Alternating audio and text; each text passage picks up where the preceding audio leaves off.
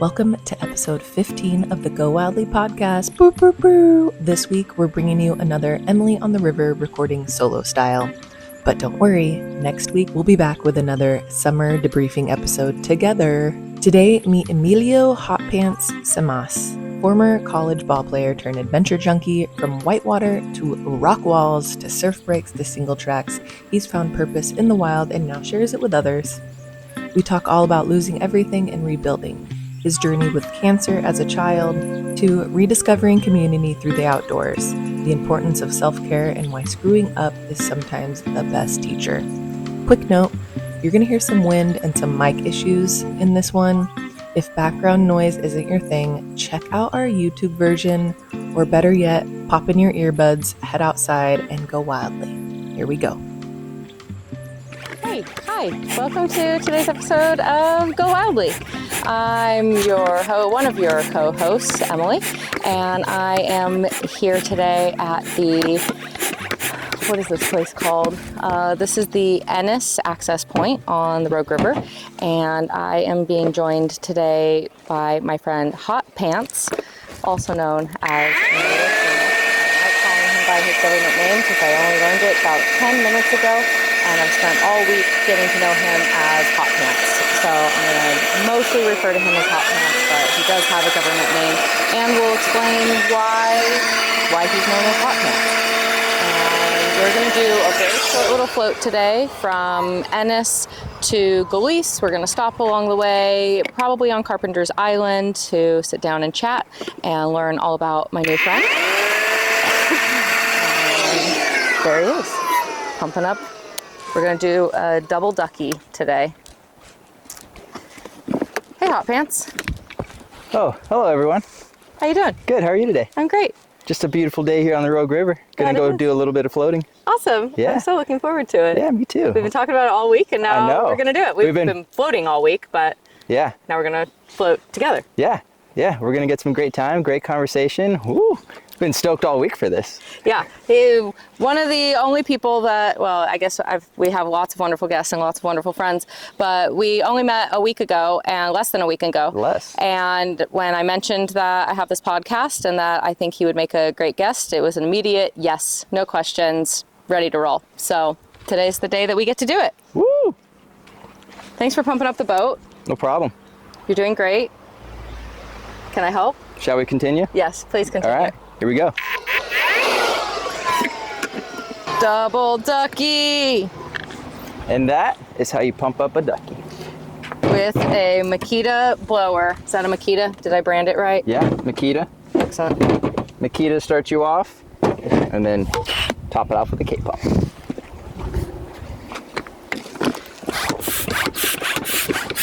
I probably had an opportunity to make some kind of weird sexual joke there that I missed. I was just about to say, like, there's different techniques to this. There's one hand, there's two hands, there's straddling motions. You can go side by side. It kind of just depends. You can go real fast, you can go real slow, you can do like real shallow, you can go to like long. something mellow, or you can...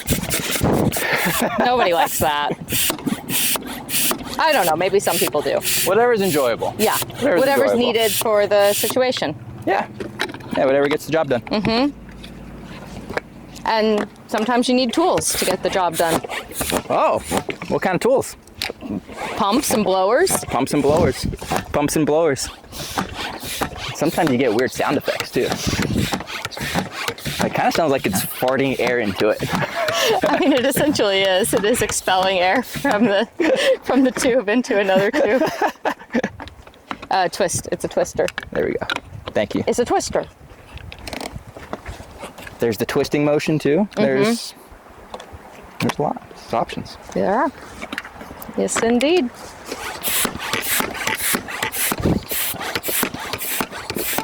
If Heather were here, she'd be having a heyday.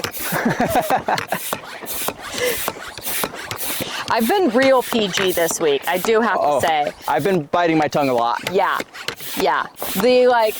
I don't know, I could probably count on one hand the number of that's what she said I was able to pull off this week. And that's a supreme reduction in my usual that's what she setting. Yeah. Like, usually it's you can't count on two hands, but I could count on one hand. Like legit, maybe 5. Yeah. So shout out to this week's group for keeping it nasty. This group was speaking my mind for me. I felt like I was thinking it. And I'm like, okay, you're working. And then they come out with, I'm like, yes, yeah. we got there. And it's so weird that like they're adults. Yeah. And it feels inappropriate to be there in that raunchy space with them. They're not children. Yeah. We're the same age-ish. Yeah. So, but it's just the like professional envelope. I think that's what she said jokes are the funniest, because it's like, that goes back to like middle school, you know, but here we are adults and still laughing at it, and it's still just as funny. Yeah. Maybe even funnier. It's like fart jokes and poop jokes. Yeah. Yeah. It never gets old. Yeah, exactly. Exactly. Like the poop with Pyrex. Oh, I never got to. I had many opportunities. They were good bonding moments. Yeah. Yeah. Could you hear each other's motions? Yeah. Yeah. We're like, don't have to be quiet. We're going to get there. Mm-hmm. Yeah. I'll talk you through it. Yeah. Yeah. Sweet. We're looking good. We're looking ready to go. We got a nice orange double ducky purchased from Gleese Resort when they were selling all their gear. And we got some camera equipment. Got some custom back straps as well. I think that you'll be in the back and I'll be in the front. Whichever. In the boat. Yeah, I could also sit backwards and we're facing each other. Well, we'll do that on land for sure. But while we float, probably safety positioning. Okay. Okay. Sounds good. And, oh, well, while we're here, so you drove up from Southern California. Yes. From San Clemente. San Clemente, California. And you drove up in this lovely rig with your pop-up tent on the top. Yep. Tell me anything you want to tell me about it. Yeah, so... I got a little tour. I'm not going to ask you to set it up. It's quick. Unless you want to. Oh, it's quick. Yeah? You haven't seen it set up yet. You've only seen it taken down. You want to set it up? Ooh, okay, let's do this. Quick? Let's do this real quick. All right. Let's get the paddles First, off. make sure nothing's on top. So let's take paddles down. I can fit all of them in my arm, or you can just put them down. Throw them. Great. Cool. So helpful. Step 1, undo the zippers. That is usually step 1. Wait, let's back up. Oh. Step 1, undo the Velcro. Oh. Other side. Unstrap. There we go. Couple Velcro straps. Sometimes they come off, and it's okay. You just watch them. Keep everybody from tailgating you. Throw them over there. Now zippers the other side. Oh shit, you don't have a parking pass. We have to pay a $5 day parking. Okay. Did I leave $5 on the windshield? There's envelopes over there. Okay. Yeah, we can do that. Okay. I forgot about that. That's okay. All right. I would have grabbed one from one of the vans. It's all good. Unless you want to go back. No, we already had We were forgetting something. How many times did we already go back? 7. Yeah. Probably at least 7. From me thinking that my PFD was in the barn, to thinking it was in my truck at the other end of the property, to realizing that it was actually in the bus parked next to the barn. With all the extra gear. Yeah. Yeah. And the good thing we did that because we needed paddles still. Big eddy out. Hard to get off property on last day of the program. It is. You're thinking so many things, saying goodbye to people. Tired. That's the big one. Yeah. And all week, everything has been like laid out and easy and on a routine and on a plan, and now suddenly it's just like free floating. It's kind of weird because we've been planning for like a group of almost 15, 20 people, and now it's just 2 of us and we're forgetting everything. Oh, we need a paddle. But all week long we were like good. We had extra gear. We had changes happening on the water. We were well prepared. Yeah, it was very tight, greased machine all week, but today it's our off day. That's why. Loosey goosey. It's our off day. Okay. All right, so we got the cover off, all the Velcro's undone, all the zippers undone. At this point, you just open it like a book, really. Wow.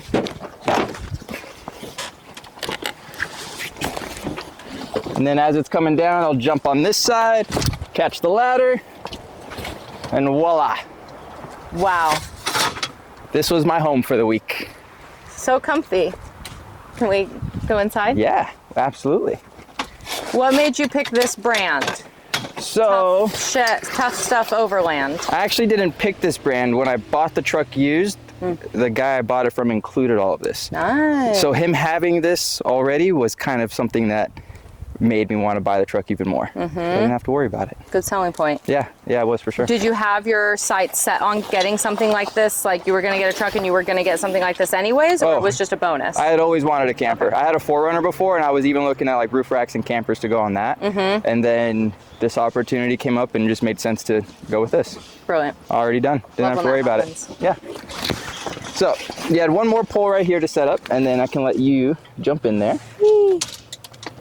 Up into the treehouse. Yay! And then pretty spacious. Yeah. Sleeping bag, pillow, fan. Yep. Lots of headspace. Couple battery packs. Red light for night. You got the mattress that's foam on the bottom. Yeah, it's very comfortable. It feels, is it memory foam? It is. Feels very.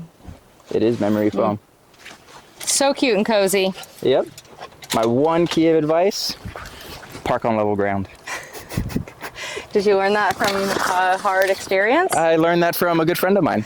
Yeah. Well, Yeah. it must be really, really insightful. They were looking out for me from the beginning, and they're like, "Are you sure you're going to be able to sleep at that pitch?" I'm like, "Yeah, I should be fine."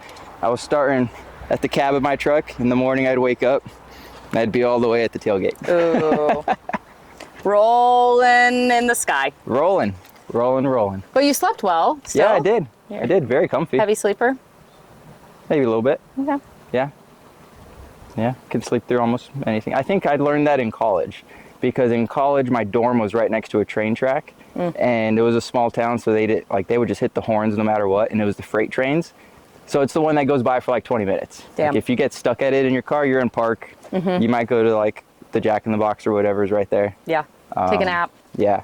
So my first couple weeks in college, like I was waking up all the time, and then afterwards I just started sleeping through it. Wow. So I think that might have been a good part of it. They say to, like, when sleep training a baby, just make noise all the time. Yeah. Don't create a quiet, pristine environment for the baby, because that's not realistic in life. Just keep it noisy. Let them learn how to fall asleep anywhere. Yeah. And they'll be better off for it. Yeah, and do your normal things, dishes in the kitchen, all of that, like sudden sounds. That way they get used to it. That makes sense. Yeah, animals too, dogs too. Like, let them sleep in the noisy space.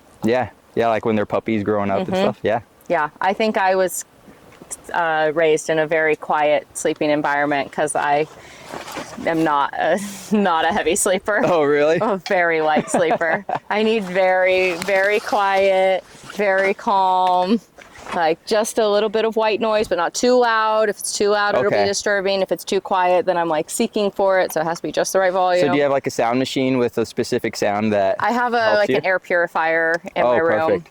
Yeah, and that's enough noise. It's okay. Yeah. It's not perfect. I'm still working it out. Yeah. I'd rather be near moving water. Oh, of course. Yeah. Of course. Totally. Okay, and then putting it back, just as easy. Steps in reverse, yeah. Usually if I'm like set up inside, I have to move everything to that side of it. That way it'll fold over easily. But since we just left it, just pushing it back over. Plop. Just like that. Wow. And then it all easily tucks away. Yeah, then I'll lift the top up, tuck everything in, put the straps back on, that's it. So cool. Yeah, it's fun times. Do you know anything about other brands? Like if you had to choose? Yeah, so if I were in the market for my own, I think I'd go with the hardcover. I feel like right now it's an extra step tucking everything in, and I think with the hardcovers, it all just kind of collapses down better to stay in it. And you don't have the Velcro and all the extra zippers. They're just quick clamps. Yeah. So, but it's a later problem. Yeah. It's a later problem. Not not your problem. No, I mean, honestly, maybe future hot pants problem. But maybe. Not present hot pants problem. No, I'm just stoked to have this because I've had this for less than a year now. Okay. So I've gone out to Joshua Tree a bunch with it. Did a road trip out to Texas. Did a lot of. That's usually like a 2-day road trip, or maybe day and a half. I turned it into like 2+ days. Nice. Because any dirt road I saw on the side, I was like, oh. Go explore, go to the top of the hill, then looking down on everything. It was pretty cool. That's awesome. Yeah. That's a dream. Something about solo road trips, they're fun. Yeah. To be fully contained too. Yeah. And safe. Like when all the gals were in there this morning talking about like what are the benefits between sleeping on the ground versus sleeping in this kind of pop-up canopy. Oh yeah. And acknowledging that, well, one, you're off the dirt, you're away from critters, bugs, etc. But also as like a solo female camper, and really just anybody. Like there's just an increased level of safety to be up off the ground and kind of have that height advantage over somebody who may approach. Yeah, or you hear more so what's going on around you, and you don't feel like they're circling you in a way. Like you have your one access point, really. Yeah. Do you solo camp with any kind of protective devices? Just your brains. Brains and knowledge. I think I kind of try to think ahead of situations, even though like sometimes they may be like crazy situations and may never happen. But I think just a quick thought on what would happen, or how would I react if XYZ happened, and then just knowing, okay, I would do this, and then all right, well, just put that on the back burner for later if ever needed. So I feel like my brain's always kind of thinking that way. But never in like a, oh no, something's gonna happen right now, like a fear kind of way. Just more of a prepared. Yeah. I like that. So I think that's kind of dependent too on like where you're going. Like where's your road trip taking you? Are you going out to the desert? Okay, maybe instead of one big jug of water, I'll have 2 big jugs of water. Maybe different things like that. Or like driving through Texas, I would have 5 big jugs of water. Yeah, 5 or even gas too, because there's stretches where there's no gas stations for like 400 or 500 miles. So if you have like one small pit stop, then you're stuck. Yeah. And then who knows how long until someone comes and gets you. Days. Yeah. And you have room for all of that in here because you have a full available truck bed. Yes. Could you pack things into the tent? Or it really needs to compress to that size? I think it really needs to compress to that size. Things I get away with, it's like a pillow, sleeping bag, a blanket, some clothes. That's about it. Other things that'll compress as well. Yeah. Yeah. But you could add a thing to the cab canopy to carry more shit in if you needed. Totally. And I've seen the ones where this comes up even with the cab. Yeah. And you get the really big tent that goes across the whole thing. Those are cool too. For sure. Yeah. Multi-person. Yeah. Even though, how many people were in this earlier? 5. I mean, we were sitting. We weren't all laying down, but... People fall asleep sitting. Yeah, true. And probably there was enough... I mean, they were all camping out with each other every night that... They probably would have been like, yeah, we could all lay in here. Yeah, like push yourself up against the corner, because, I mean, you're pushed into a corner. It's pretty good. Yeah. Like, I've leaned up into them, too. Yeah. Yeah. It was totally fine. I could nap, for sure. Yeah. Maybe not like a full 8-hour night, but hour nap. Oh, with that many people in it? Yeah. Yeah. Of just like, oh, we've been talking, and now I've fallen asleep. Yeah. Hang for a minute. Oh, let me help you with that. Can you help me out? Oh, wow. Thank you. Finally. Finally, a chance. You've told me about it all week. How helpful I would be. All this help. I'll help you do this. I'll help you do that. I mean, I'm sure you were. There were ways that I was helpful this week. You were. You came in, you spotted me on my water. You're like, hey, here, look, get some more water. Yeah. You're looking out for me. Yeah. Yeah. I couldn't do everything for you. Then that's a bad look on me. It's like, he's not working. Yeah. Why is she carrying 2 duckies at once? You did, but you did do that. I did do that. I think that's what's cool. That was just like a flex that nobody saw except Tunes. And I don't know that he even registered it. You didn't give it the appreciation it needed. I think that's what's cool about our job too, is we get to like do little workout things like that. You know, like I saw one of the other guides from this past week doing the same thing. You know, just working out on their own, or just being active. You know? Yeah. You kind of have to sustain the level of energetic output. Yeah. Like, even though we're working all day. Yeah. we need a little bit of physical time for ourselves. Yeah. Otherwise it can feel like it's all work, or it's like work to lazy. Yeah. For me at least. I think it's kind of cool because recently, I was telling you earlier how I'm in between places right now, so some stuff's in storage. I had this big like squat rack in my garage, and where I work out of a model home garage, and so I didn't have anywhere to put this. It didn't fit in storage, so I just brought it to work, and I put it in the garage there. And then it was kind of cool seeing other coworkers ask like, hey, can we use that? And so they leave the weights like racked and ready to go, and like anytime we're walking in and out, which is constantly all day, like they do a set of something. That's awesome. So like me and my coworker were like, okay, today's upper body, so we'll do different upper body things anytime we pass it. I love that. And the first couple days they're like, dude, I'm so sore, and I couldn't figure out what it was. It's because now they're like working out and doing stuff they didn't have time to before. They go home to their families and their kids, and they just don't have that self-care. But they want it. They want to. And there it is, available and unavoidable. Yeah. And now they're asking, when are you moving again? Like, when are you going to take this back? I'm like, I'll leave it here. Like, we can leave it here until this job's done and we have to move. So. And then move it to the next job? Yeah, move it to the next job. Cool. Yep. So that's kind of cool seeing that in other people too. Yeah, that's a really good, or whatever they call, like life hack or habit hacking or whatever that fucking buzzword is these days, of like, put the thing that you want to do right in your daily path. If you want to drink more water, put a water bottle or a water fill station along the way that you're moving already all the time. Or whatever habit you're trying to pick up, it has to be like in your face and obvious and convenient. So put it in your path and pick it up more. Yeah, totally.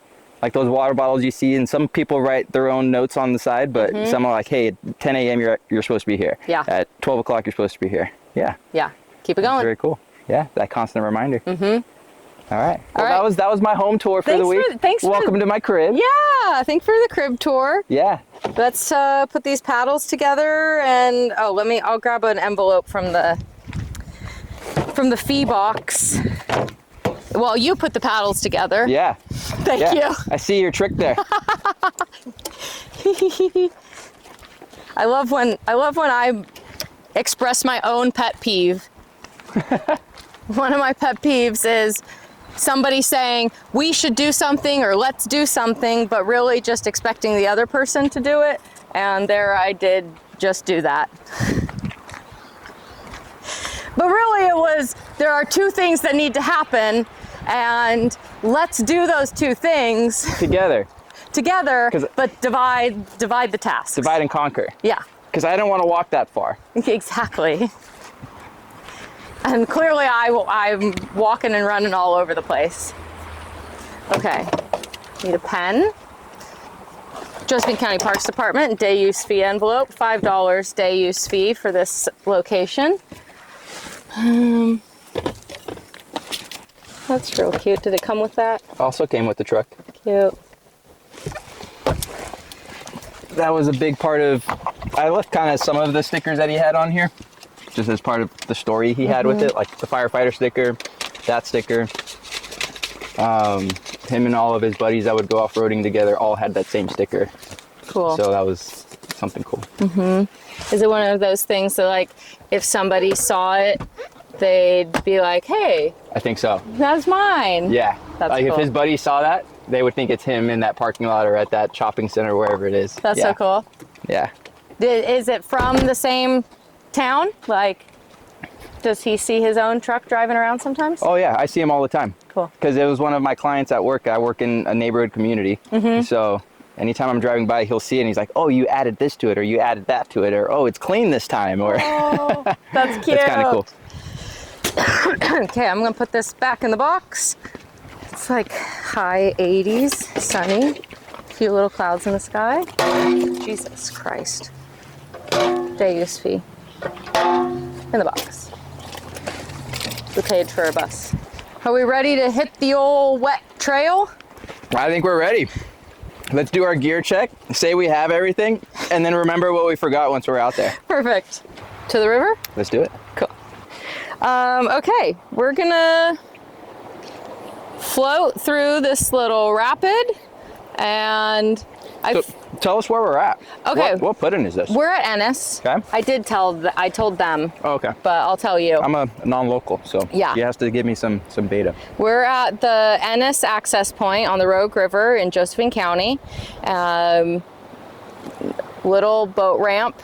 I don't know what the camera's going to pick up there, but nice little boat ramp, and it goes right into like a class 1 little rapid. It's pretty rocky at the top right now. Water's kind of low. Not an awesome place to put in a raft because there's no drop. You just end up putting your ramp or your whole trailer pretty much in the water yeah. flat and still have to push it all off. But it's a otherwise really easy access point, and it's at a nice central location between the like really flat stretch of the recreational stretch of the Rogue, and then getting into more rapids, more class 2, and then the one class 3 before the wild and scenic. Yeah. Yeah. Sweet. Yeah. Awesome. And we're just going on a very short stretch. It's maybe 3 miles between here and the next access point of Galice.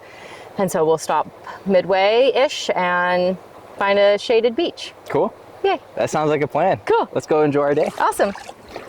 I think that I will put the recording equipment away for the rapid because we're in a ducky and I don't want any of this to get splashed. So we'll be right back. Okay. We did it. That was a nice little float. It was. Caught a little wave train in it too. You said something interesting as we were getting started. I said that would be a good thing to say on camera. Yes. I'm gonna say it again. I'm trying to remember. I'm just so blown away by going through the wave train just now. Well, that was that was the essence of it. Yeah, I think that kind of, when you're going through the rapids, you got to stay plugged in, or you don't even have to, you just feel plugged into the moment. But before, when we, just shut the camera off, I was telling Emily here how it's nice to have a day off like this at the end of a program week or before, guiding on the river, and you get your own time to really disconnect and enjoy it and not have to, watch a group or worry about other things going on for the day, be on a time schedule. We have a lot of things that are choreographed throughout the day, and we try to hit the hard time points, so it's nice to just get out and completely disconnect and forget things and it not be a big deal. Yeah. It's just our own pressure. Yeah. It's our own expectations of our experience and ourselves. No one else is relying or depending on us to get out here at a certain time or have certain items with us. Yeah. It's just what we need when we need to do it. See, so unplugged. Forgot about these rocks we got to avoid. The current would probably carry us away from them, depending on the wind. The wind is going to push us right into them, but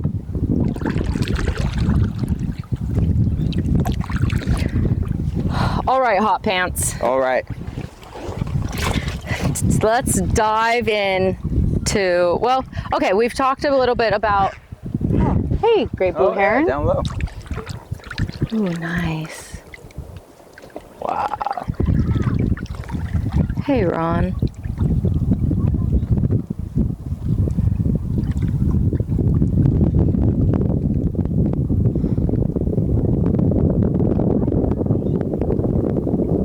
I love a great blue heron. I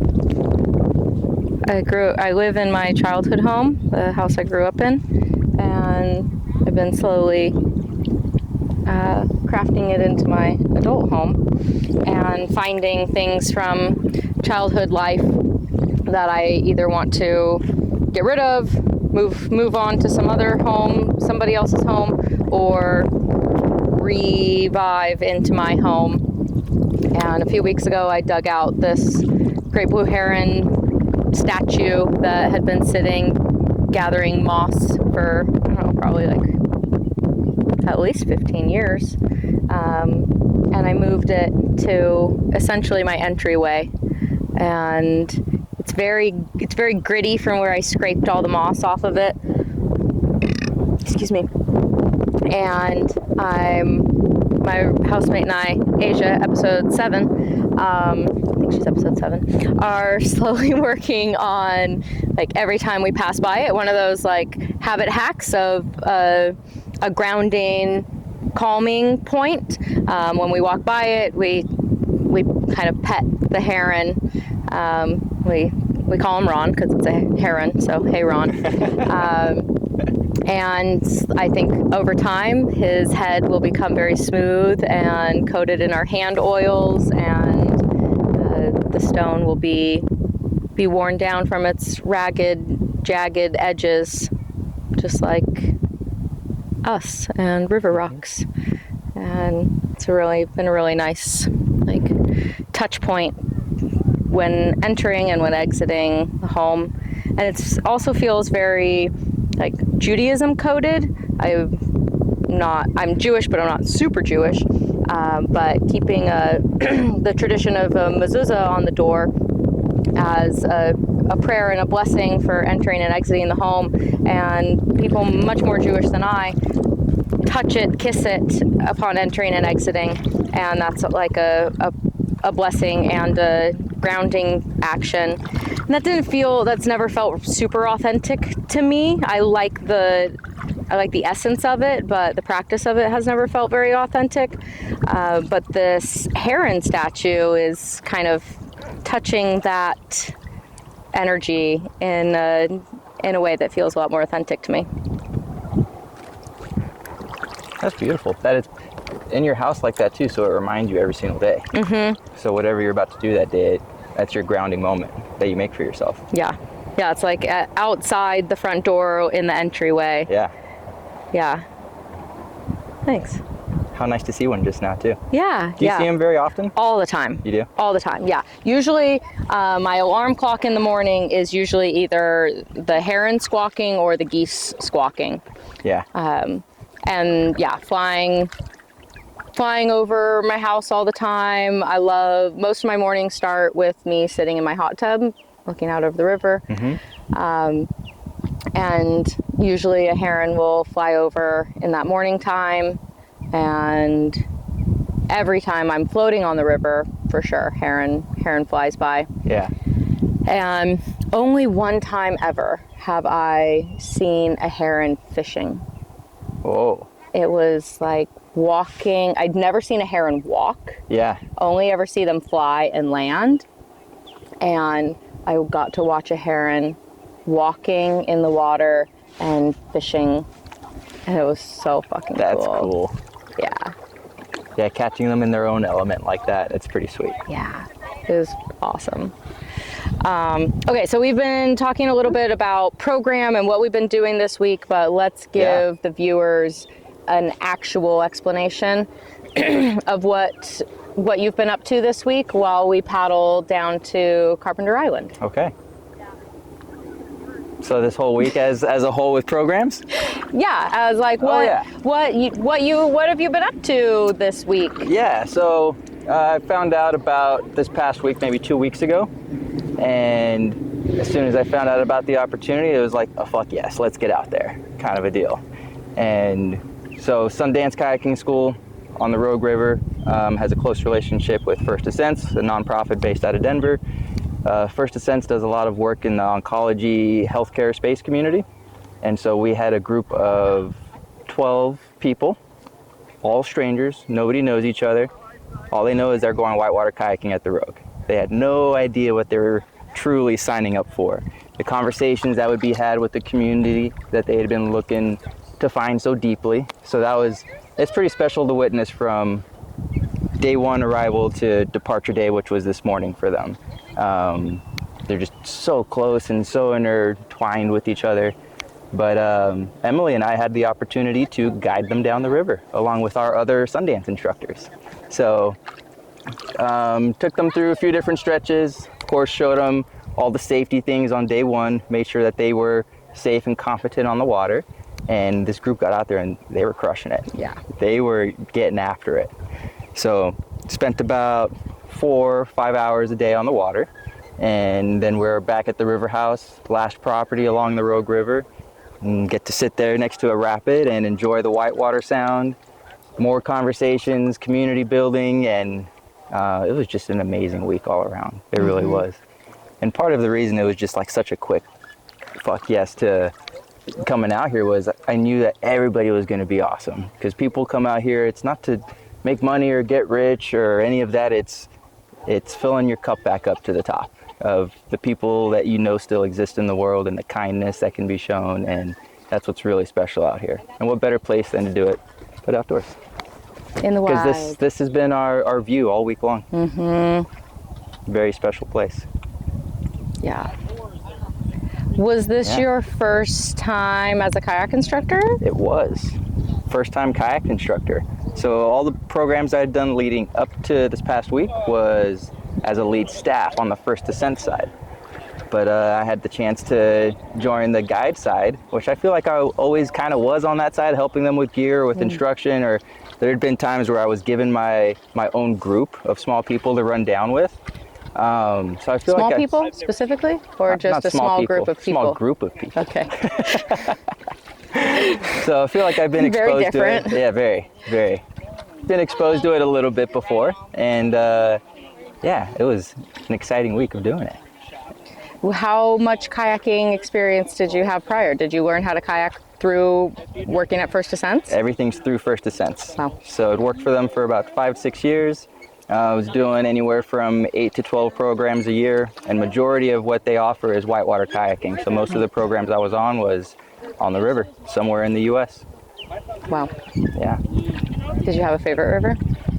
Ooh, the Rogue's just a special one. It really is. It makes it, the location, the last property, feeling like you're in the wilderness, the community that's out here as well, because some of our participants mentioned other boaters going by and they're just so friendly and waving and saying hi and asking how your day is and enjoy the next rapid or celebrating with us too, you know, because we had a big group. There's a lot of hooting and hollering, and so it's cool seeing other people that don't even really know what we're doing or why everybody's there or their backstory, just supporting them just as much. So I think that's cool that they take that home with them too, knowing that it's not just within the group of people that signed up, but just in the outdoor community in general. You have that like tight-knit community. Yeah, that camaraderie is really special. Yeah. And especially for new people being introduced to the river, people being introduced to kayaking, boating, to feel like it is welcoming and they're not alone in it and that they're wanted there. Yeah. It's not like, oh, they're students, they're learning, they've never been here before, get off my wave. It's like, oh, sweet. Yeah. Let me see what you can do, and let me see how I can help, and let me see how I can cheer you on. Yeah. And I feel So like you want to keep coming back and doing this. Yeah, totally. And like the town I live in is a small beach town on Southern California coast, and a lot of people asked when I first moved there, are the locals kicking you off waves and kicking you off certain beaches? And I was like, no, not at all. Like, I think everybody is out there to have their own special moments with whatever outdoor activity is. Whether it's just sitting on the rocks on the beach watching people surf or it's actually out there surfing, there's never been that, oh, this is our local home ground, get out of here kind of a thing. But then there's also that kind of just talk around town where how this is the last small beach town that hasn't been really like overtaken with a lot of your chain restaurants or chain shops or things like that. Like it's still very mom and pop kind of style, which I think is what makes that place special as well. Do you feel like there's a threat to that? Like, I are there don't developers think proposing development, or they make it very hard for them? Cool. Yeah. So this is the last town before it, you know, turns into military base and land, and then further south is San Diego. So I don't think that there's a big push for it, just because any further south of that, there's like it's no more area to really expand or grow for them.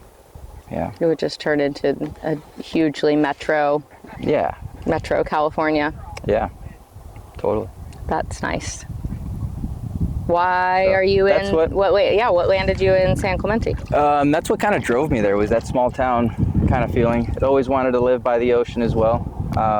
The place I'm in the middle of moving right now. The place I was at before was about like a 2-minute walk to the beach, which was like a dream for me. Yeah. And every day I was at the beach or in the water or getting off work and going down there. Nighttime walks to the ocean, just anything and any time I had an opportunity to go down there, I was making my way to the water. Which is kind of cool because like today when we were packing the boat, we're like thinking of all this extra gear to bring, and you told me something like, hey, less is more, right? And so I kind of, that's me at home kind of. I'll just leave the house with nothing just because knowing I'm going to get in the water and then I'm just going to walk home and shower outside with the hose and then just get in the house. So remembering less is more is kind of key. Yeah. But in a situation of convenience, don't fuck us up right now. Yeah. Of like, okay, yeah, if you're going to drive across Texas, you'd want more things most likely. Yeah. But in a casual setting like this, yeah. For your afternoon trip out or your day trip, that was things. Easy peasy. Yeah. That sounds like a pretty dreamy, idyllic situation and place to be living. Why is that no more? Went through a breakup with a partner recently, and so found a new place to make home in San Clemente, which is good. You know, having my own space, fresh start, and I'm honestly stoked for it. So, still the same town. I'm not going far. I'm like 2 blocks over from where I was at before, so still kind of same distance to the water and things like that. Great. The new place I actually joke around with, I have an ocean view. If I get on my balcony, if I jump on the roof, and then if I stack enough boxes, I might be able to see like that much of the ocean, which is pretty freaking cool. Selling. Big time selling point. Ooh, there's a white crane flying by over there. Another little wild bird sighting. Beautiful. Oh, yeah. Let's see if he does a little fishing. Nope. Ooh, dropped a feather.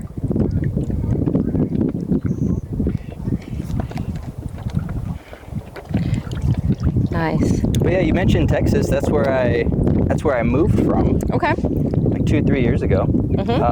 Originally born in California, so extended family, like grandparents, aunts, uncles, cousins, almost everyone lives out there. My parents and siblings still live in Texas, but my dad was in the military, so we moved around a lot as a kid, and every summer, like the day after school was out, they'd put me on a flight to California to go spend with family because they still wanted me to have that family connection.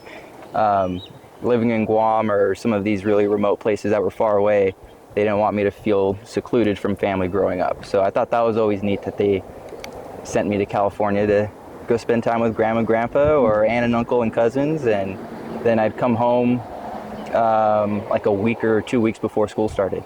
Wow. So it was literally the whole summer out there. And I think that was a big driving force of, I want to make it back home to California, you know, like when I'm out on my own and have my own job and pick my own place to live, like this is where I want to be. So it's really cool to finally have the chance to do that.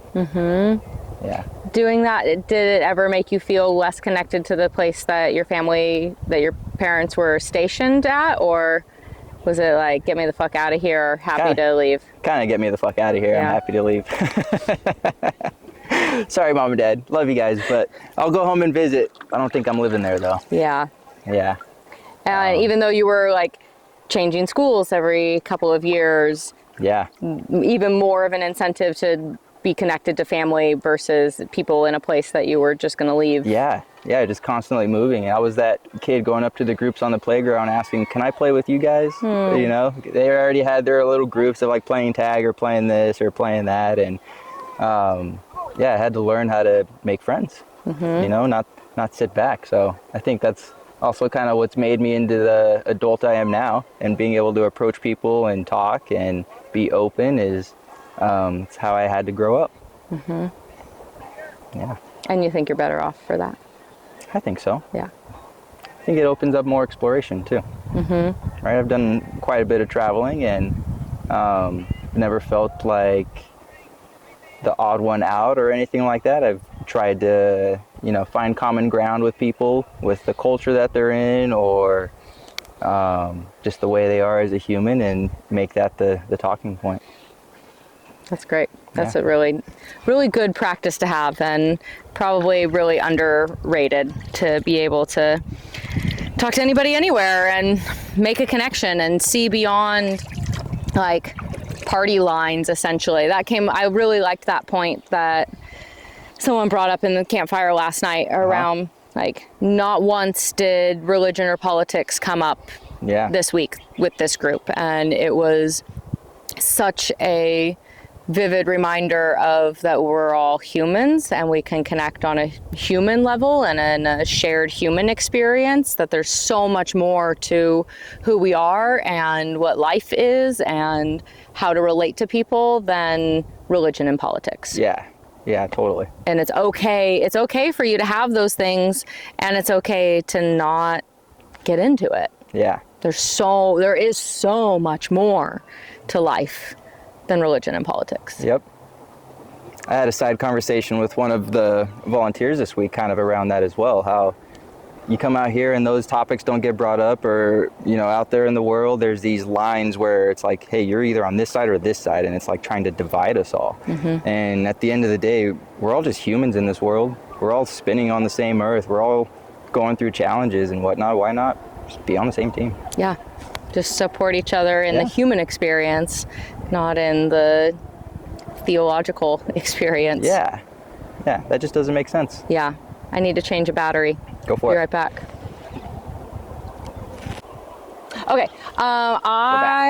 we're back with a fresh battery, and I don't remember what we were saying before I turned off the battery, but I do want to hear how you came to First Descents. Yes, so I came from the participant side, so I have my own oncology experience, and I had Hodgkin lymphoma. So found out when I was in college, my sophomore year, and went through treatment, which was over a course of 6 months. I did 12 rounds of chemo, so every 2 weeks I was going in, and I'd be the first one in the treatment center at like 7, 8 a.m., and then the last one to leave at 4 or 5. So it was all day. I don't know what Hodgkin's lymphoma is. Like, I mean, I've heard of it, but I don't know what it is, what it affects. I'm guessing the lymphs. Yeah, so your lymph nodes is what that affects. You have your lymph nodes throughout your body, and like your wrist, your elbows, your armpits, throughout your neck. They're in different points, and their function is to, if you get a cut in your finger, your lymph nodes are supposed to stop infection or disease from going to the rest of your body. Okay.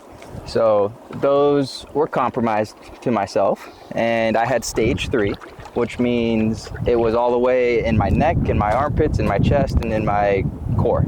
Is where it was. So if it was a little bit further down and started getting into legs, then it would have been 4, which it was pretty borderline. So that's why they did, the full day treatments, and successfully went through all of that with, some challenges, of course. But at the end of it, I was trying to find what normal felt like again. And being a college athlete and feeling like I was in the best shape of my life, and then this happening in that same time period, it was very eye-opening coming out of it, because I was much weaker in just a 6-month span than I was 6-7 months prior. So started working out on my own, trying to find like my own path and self again. And then my mom was always sending me different like articles about oncology, and one of them that she sent me was an article, I think it was like a CNN article, and Brad Ludden, the founder of First Descents, was talking about this amazing community and going out whitewater kayaking or rock climbing, surfing, and at the time even ice climbing. And when I saw ice climbing in the article, I was like, that's a sport? Like, I had no idea that even existed. So the ice climbing is what caught my attention.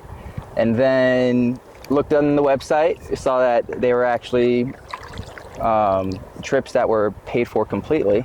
You only had to buy your flight there, and they even offered flight scholarships too. So they really made like zero barrier to entry.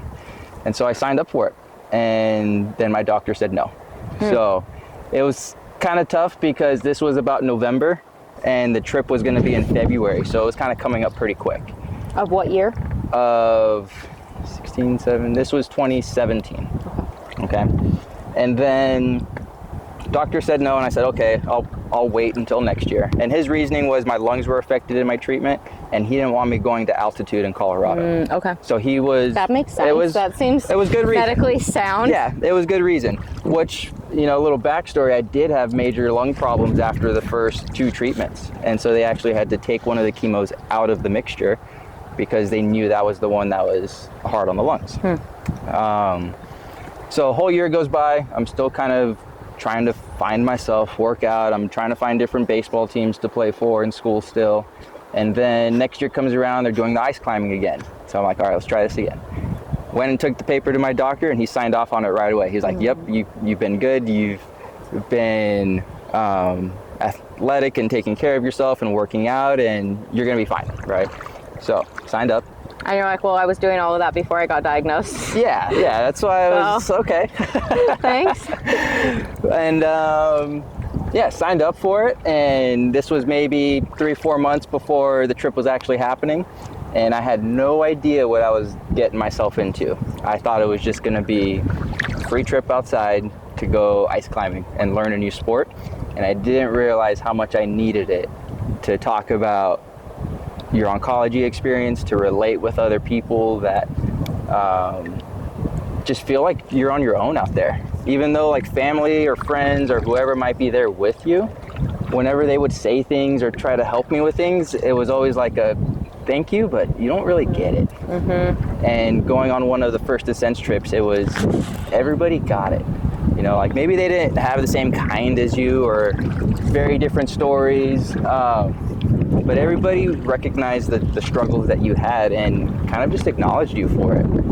And that was very special. Like there are people from the first trip that I did in 2018 that I still talk to today, and they live in different countries, and I've gone to visit them and they've come out to visit me, and we've planned like snowboarding trips together and still getting outside. And it's kind of cool whenever we do get in like the deep parts of life again where there's struggles, whether it be medically or with relationships or whatever it is, and like we're still one phone call away from each other. You know, like a buddy of mine, it was my roommate on my first trip. His name is Howdy. In the real world, he's called Howard. And wait, this is the real world. This is the real world. That's the built government. That's the built world. Government name. There we go. This is the real world. This is the real world. This is it. I mean, look at that You're family right. of mergansers on that log right there. This is it. This is the real world. Absolutely right.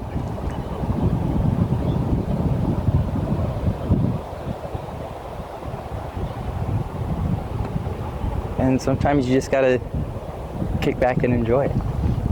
A lot of times. A lot of times. Life isn't meant to be experienced in a stress-filled way. Oh, absolutely. We didn't make it this far with rushing. Yeah. Human progression has been pretty slow. So we've had phone calls at 2 a.m. because he's on the other side of the world, which I think is pretty cool. Vice, you know, both directions. So it's just a really special group of people that you meet out on these programs at First Ascents. And day 2, when I was on my program ice climbing, I was like, I want to do that. Like, I want to be the lead staff, and I want to be able to show this to people and take them out. And that's what I was determined to do. So the week wasn't even over, and I was already on their website signing up to be a volunteer. At the airport, I was already emailing people in the office saying, hey, I want to volunteer. How do I fundraise? How do I give back, right?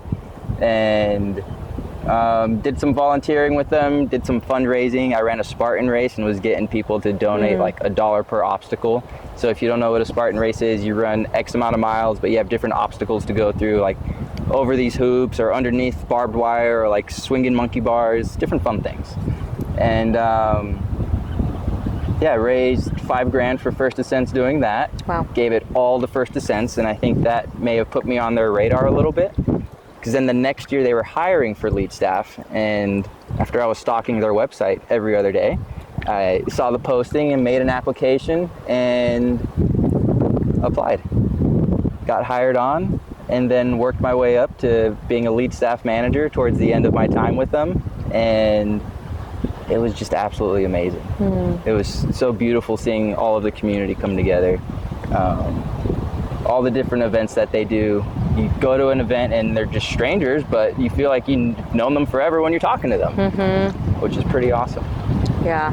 Yeah. Do I need to paddle through this? Did you want to find a beach shore? Yeah. It has purple paint on it. Does it really? Yeah. Yeah. That's pretty funny. It was calling you.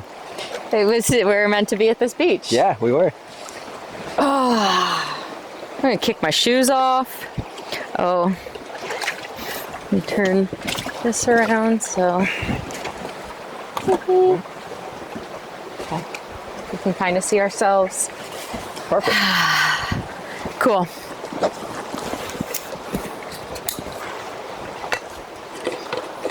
Stay hydrated. Part of being in the outdoors. Hydrate or dehydrate. Yep. Bring enough water. Yeah. And like, hydrate in advance. Yeah. Hydrate at the start of your day. Yeah. Even before the adventure even begins.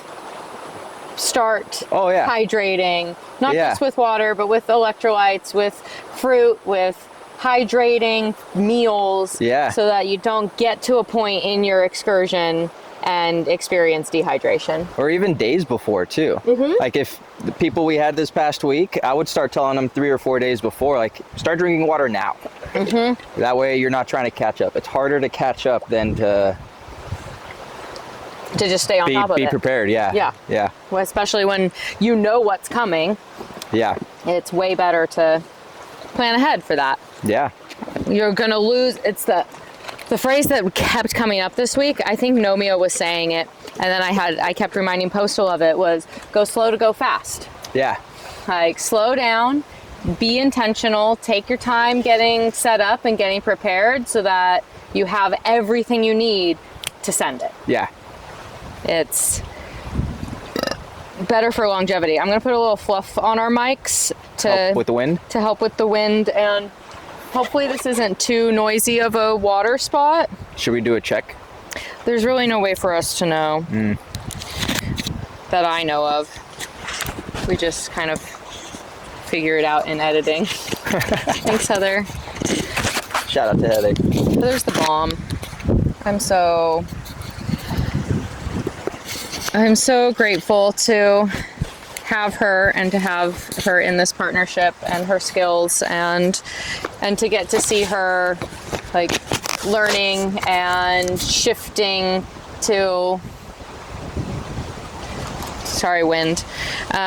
shifting to like accommodate each other's working styles and our ability to communicate about our working styles and what our expectations are in each other's work and in ourselves, and just having total grace and acceptance and love for each other of like, this is work, but doesn't need to feel like work. Yeah. This needs to be joyful and enjoyable and not it should be a labor of love, but not be laborious. Yeah. The point is to enjoy yourself with it and not put yourself in a spot where then you are stressed out and you're time crunching yourself, and there's no need for that. Yeah.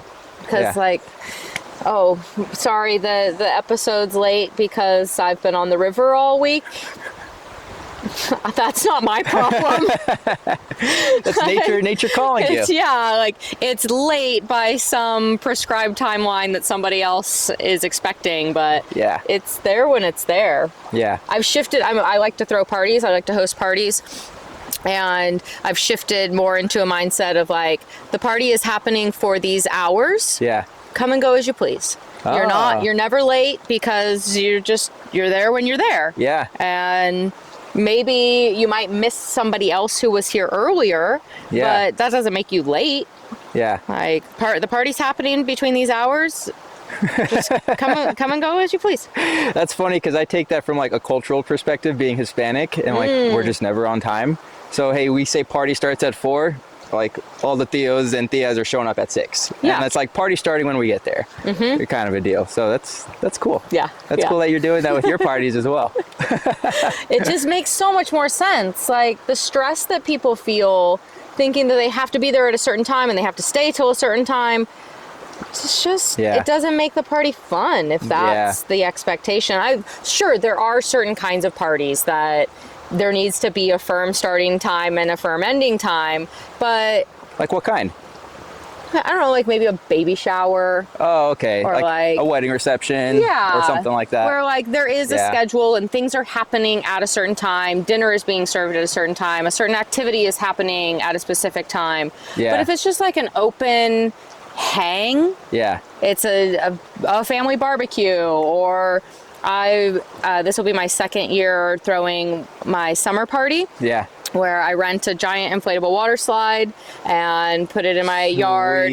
And then there's the river access. And one of my best friends who also makes the music for this podcast is a DJ. And he does a sunset DJ dance party on my deck. Cool. It's so fucking epic. That's cool. I started it last year because I really wanted an inflatable water slide. Yeah. And my birthday's in the spring, so not like summer party time. Yeah. And I just decided, you know what?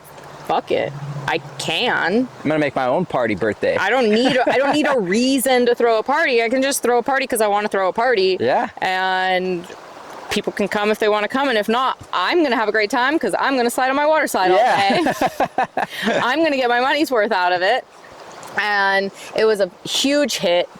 Bunch of people showed up. Everybody had a great time. Tons of adult friends had never been on an inflatable water slide before and like weren't prepared to, and then ended up going down it in all of their clothes again and again and again, because once they did one, it was so awesome they had to keep going. And there was also a full moon over the dance party, and it was so fucking cool. So now it's becoming an annual thing. That's sweet.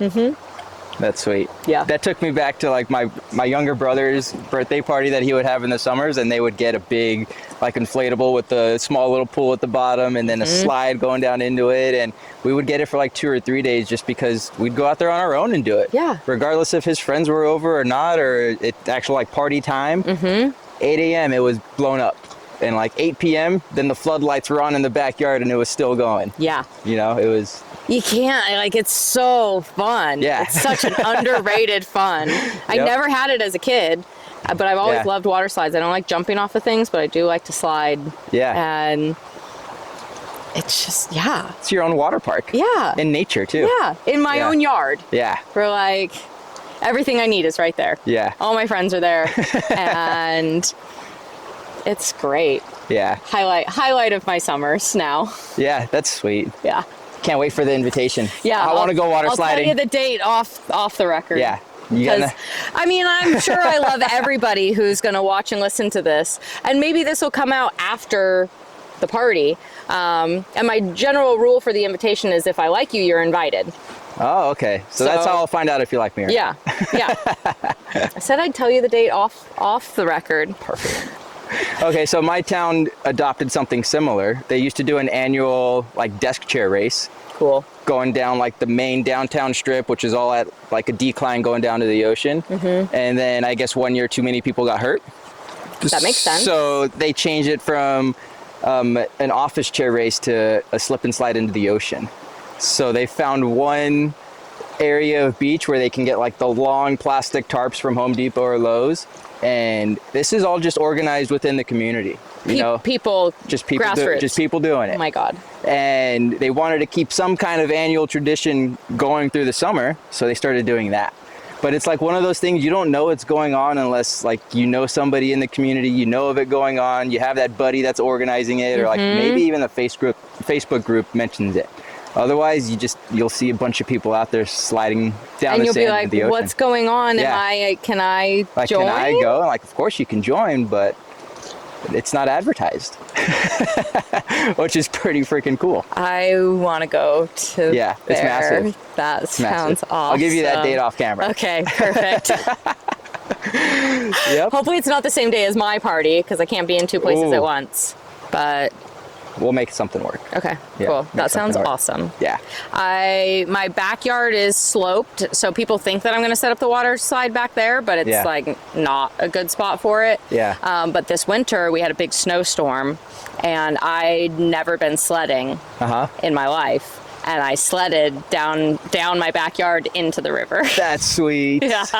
Was it like an actual little sled or like a trash sled. can lid, like traditional? Actual sled. I put on my dry suit and I put on a helmet and I put on my PFD. Yeah. So I was like, okay, I'm going to end up in the river. So I need to be like river ready. Yeah. And it's freezing. Yeah. And vacation rental guest that I'd had a couple years ago left behind a sled. Uh-huh. And I was like, what am I going to ever do with this sled? Yeah. It's just like sitting in the bushes, but I'm a kind of a pack rat, so Yeah. I don't like to get rid of things if I think there's going to be a use for it sometime in the next like 15 years. And so I've had this sled. And how many years in? Were you like getting close to the probably like 50? two. It's probably like 2 years So it in. still had a lot of life to sit. Yeah. Yeah. But it is plastic and it's just sitting outside. Yeah. So it'll break down over time. And I might have cracked it on this sledding adventure. Just sending it too hard? Yeah, there were some rocks under the snow that I didn't know were there. Oh. And then I like ran into the tree root at one point. Uh-huh. Because I did it probably a dozen times. Oh, okay. Trying to That's what get I the was gonna- right line So I was gonna into ask. the river. Did you break it at first try and then you're like bummed that was it? Or? No. Oh, No, that's cool. my first few tries I was really, really timid and like stopping myself before I got too far because it's like Yeah. one slope and then a flat spot and then another slope. Yeah. And so I was like trying to figure out how I needed to angle and to get the line that I wanted. And if I wasn't making the line I wanted, then I'd stop myself. Oh, okay. So it was probably on like the 8th attempt that I think I cracked it a little bit. That's sweet. And then my housemate, episode 7, Asia, she had just moved in like a month, 2 months before. Uh-huh. We were still just getting to know each other, and so she did it also, and it was fucking fun. That's cool. Yeah. Almost then it ran each doesn't- other's dogs over Then it doing doesn't it. snow that much up here then. No. So that was like a, this is happening, I gotta do it kind of moment. Yeah, we were like snowed in. Yeah. I mean, with like 4 inches, which Yeah. is a lot. Which is a lot here. if you don't get it. Yeah. Yeah. And my driveway has a slight slope also. Yeah. And so with like front wheel drive, her car wasn't getting out. Yeah. And if she couldn't go to work, I was like, well, I'm not going to go to I'm work. not going to work. Yeah. We're just going to hang out and play all day in the snow? Okay. Just kinda We built milk it. snowmen. We made snow angels. Oh, we like that's played sweet. frisbee with the dogs. We went sledding. Yeah. We made a whole like, it is a snow day. We're going to fucking snow day. Yeah. Yeah. It was awesome. That's Such a pretty great sweet. time. That's pretty sweet. Yeah. Had a similar experience in Texas too. Please. do When tell. it was actually such a crazy storm, we lost power and everything. So for a whole week we had no power. It was like A week? yeah, a whole week. And it's rare to get snow in South Texas. We were in San Antonio. Okay. And so How old were you? this was pretty recent. I was 21, 22, That's pretty recent. How old are you? 29. Oh, I guess okay. it feels more recent than what it was. I guess that was a while ago. Yeah. But yeah, nobody went to work because they don't ice the roads there. So first day of snow was on Monday, and it was maybe like an inch, 2 inches. The whole town shut down, right? And we're They've running. never seen that before. No, never. And so we're all running outside playing in it, an inch of snow. By the time it got to like 11 or 12, it was gone, right? It just Yeah. melted off. Next night, like 4 inches comes in. So like 2 snow days back to back like that was just insane. And that's when like we actually had enough to take, like we were taking trucks off of our skateboards and riding our skateboards down the driveway. Nice. Because like our driveway was steep going away from the house. So we could ride it down into the street and like we just would get one line out of it before it was kind of ran out. And so we did that. Then we went into the backyard, just huge snowball fight. And So cool. I'm chasing like my 7-year-old brother around and just having a good time in the snow. But then we're going inside like every 30 minutes because he's getting his normal clothes like just all wet. They didn't have proper snow attire. Yeah. And so we'd go inside, power was out. So we can't run a dryer, we can't wash anything. So we had the gas fireplace going and we just lined everything up right there. And like our whole family just hung out by that gas fireplace for that entire week. That's so nice. Yeah, so it was kind of like maybe scary to some people, not having those resources that you kind of just maybe expect to have. But And some people depend on them, like Yeah. medically and yeah, totally. to stay warm at all if Totally. people don't have a gas fireplace. And Yeah. No, actually, a lot of people died during that storm. Damn. Which was pretty sad to hear. So we were fortunate with that. But yeah, some of the best moments of just running around and playing in the snow, and yeah. I'm glad I got to share that with my brothers, because they don't get a chance to like go on these trips that I go on, like snowboarding or these different mountains and things like that. So it's cool to kind of experience that with them. And you have a huge age gap if you were 21 and they were 7. Yeah. So you weren't growing up sharing experiences together. Yeah, exactly. You have to come back as an adult and put that time in to build a relationship. Yeah.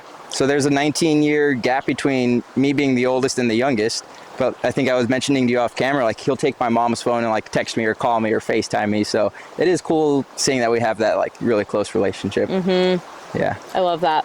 Yeah. Okay, I want to hear how the outdoors came into your life. Did you grow up in an outdoorsy family? Did you find it later in life? Yeah. Where was your initial connection and association with an outdoor world? Yeah.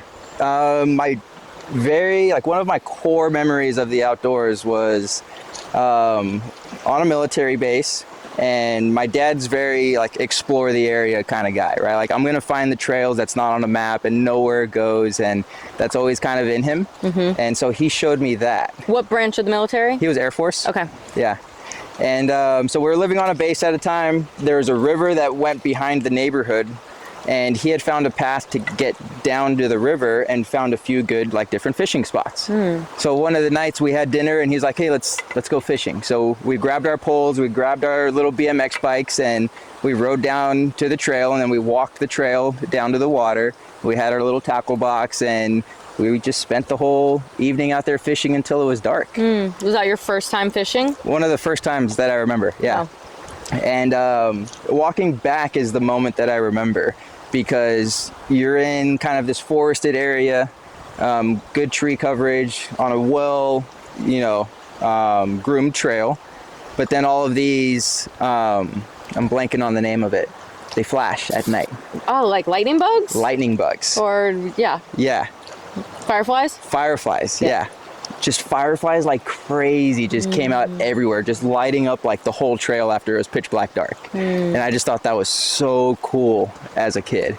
And that's one of like the core memories I have of being in the outdoors with my dad.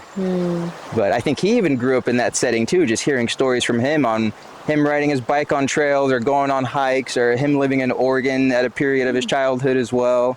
And he loves Oregon. Like when he found out I was going here, he was like, oh, you're going to smell fresh air in the trees, and it's just going to feel so clean. And he loves this place. And I don't know if he's ever been back since last time he was here as a kid.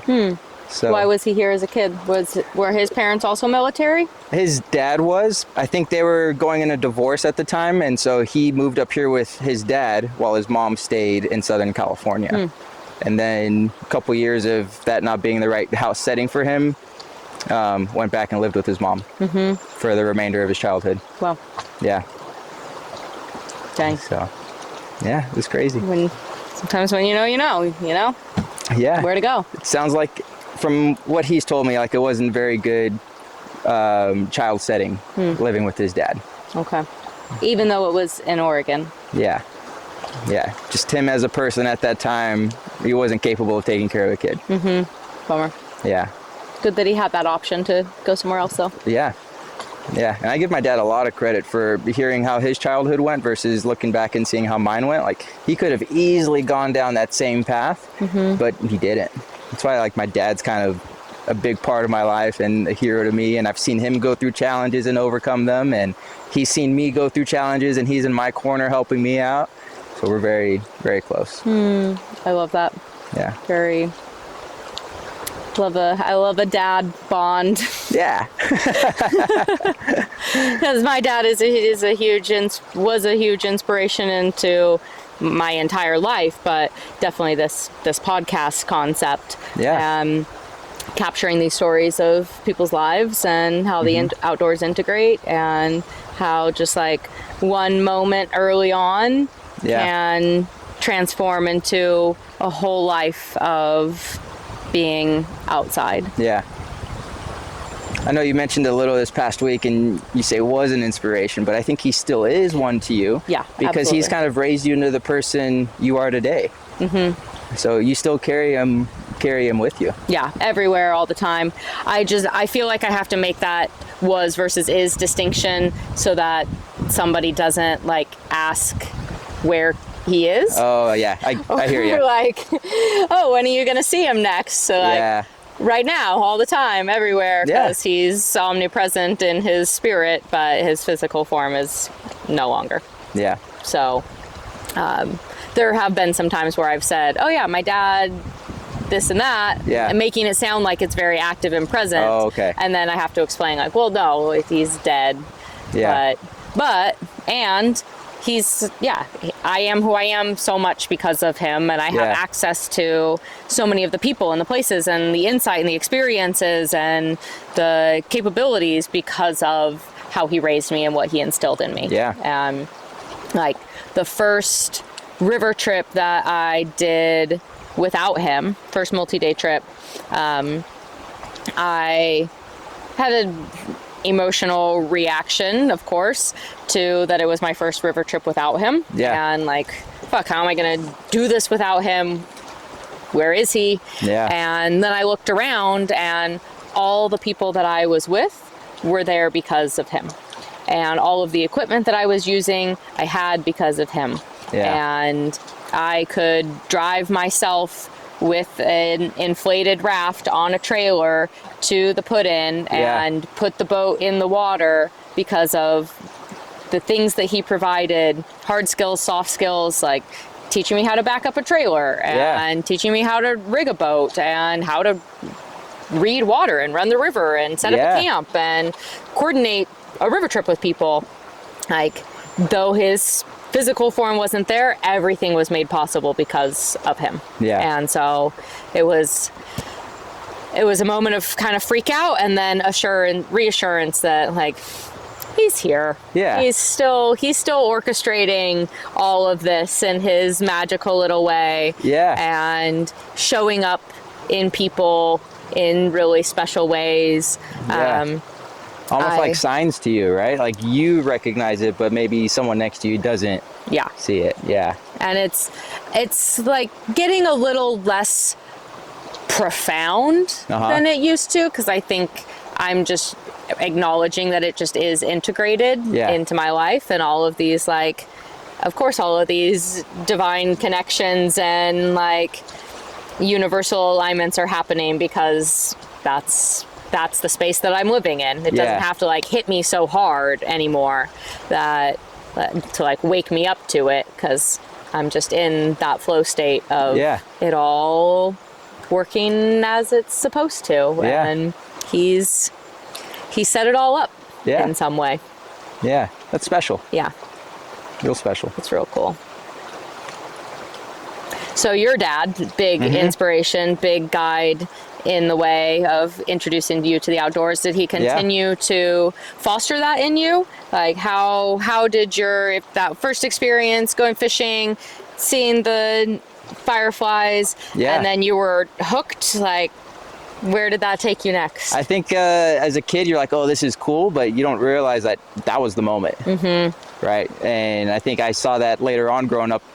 Some things you forget in your childhood, other things really just stick with you, and that's one that really stuck with me. Another one was when we lived in Guam.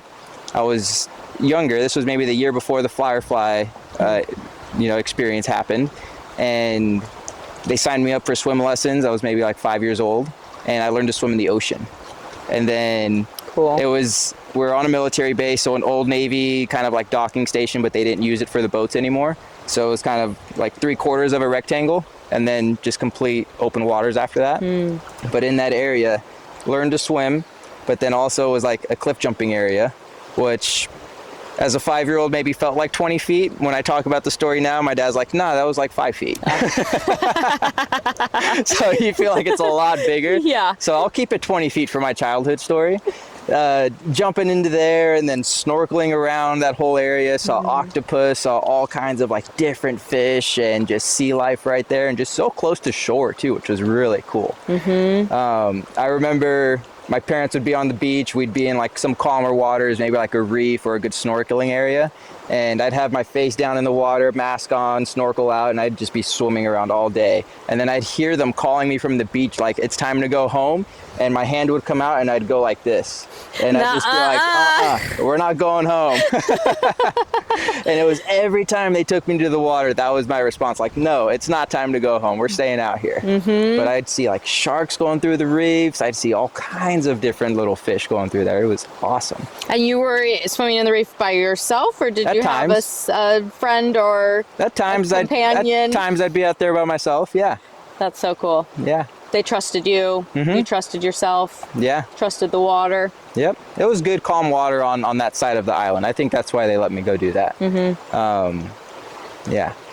So I think those are the two like earliest childhood memories that I have of like special moments outdoors. And then from there, it kind of just felt like we were always doing something outside. We were always going on bike rides, or as getting older, getting dirt bikes and going out into like the deserts and things like that, just expanding how far we could go and travel on things. Yeah, just so many different activities outside. It wasn't like this was his sport and this was all like we went and do. We kind of explored everything. And then he gave me the freedom to kind of pick the own sports that I wanted to do outside. Like, he was a big football guy growing up, and that's the sports that he played, and there was never like a moment where he was pressuring me to play football, which I thought was pretty cool. He let me kind of find my own way and guided me through it and was there to support. And what sport did you land on? I landed on playing baseball. Didn't play it until freshman year in high school. So I was a lot later than guys that are like 9 years old playing and like, this is what they want to do. But then freshman year in high school, I kind of found like, this is my sport. Like, it's challenging. It's not like, it was, I don't know. There were just so many different aspects to the game. That could be like episode 2 on the podcast. Cool. Yeah. We did talk about coming back for the second round tomorrow. Yeah. So, yeah, let me play baseball, and I felt very behind the curve. I actually barely made the freshman team. They told me, like, if there was one other kid trying out, he would have been better than you, and he would have made it instead of you. And I was like, you don't even know who this kid is. They're like, yeah, but we know he'd be better than you. Yeah. That kind of means you sucked, huh? Yeah, it was bad. But I kind of used that to like fuel my fire, all right? And so I was like, oh, I'm going to show them like they're not going to have an option to cut me next year. So that first year I worked so hard, and then coming back sophomore year, I was like in this in-between line. Then it was, okay, you're not good enough for varsity, but like you're good enough to be that last guy on the list, but we want you to get your reps still, so you're going to play down here.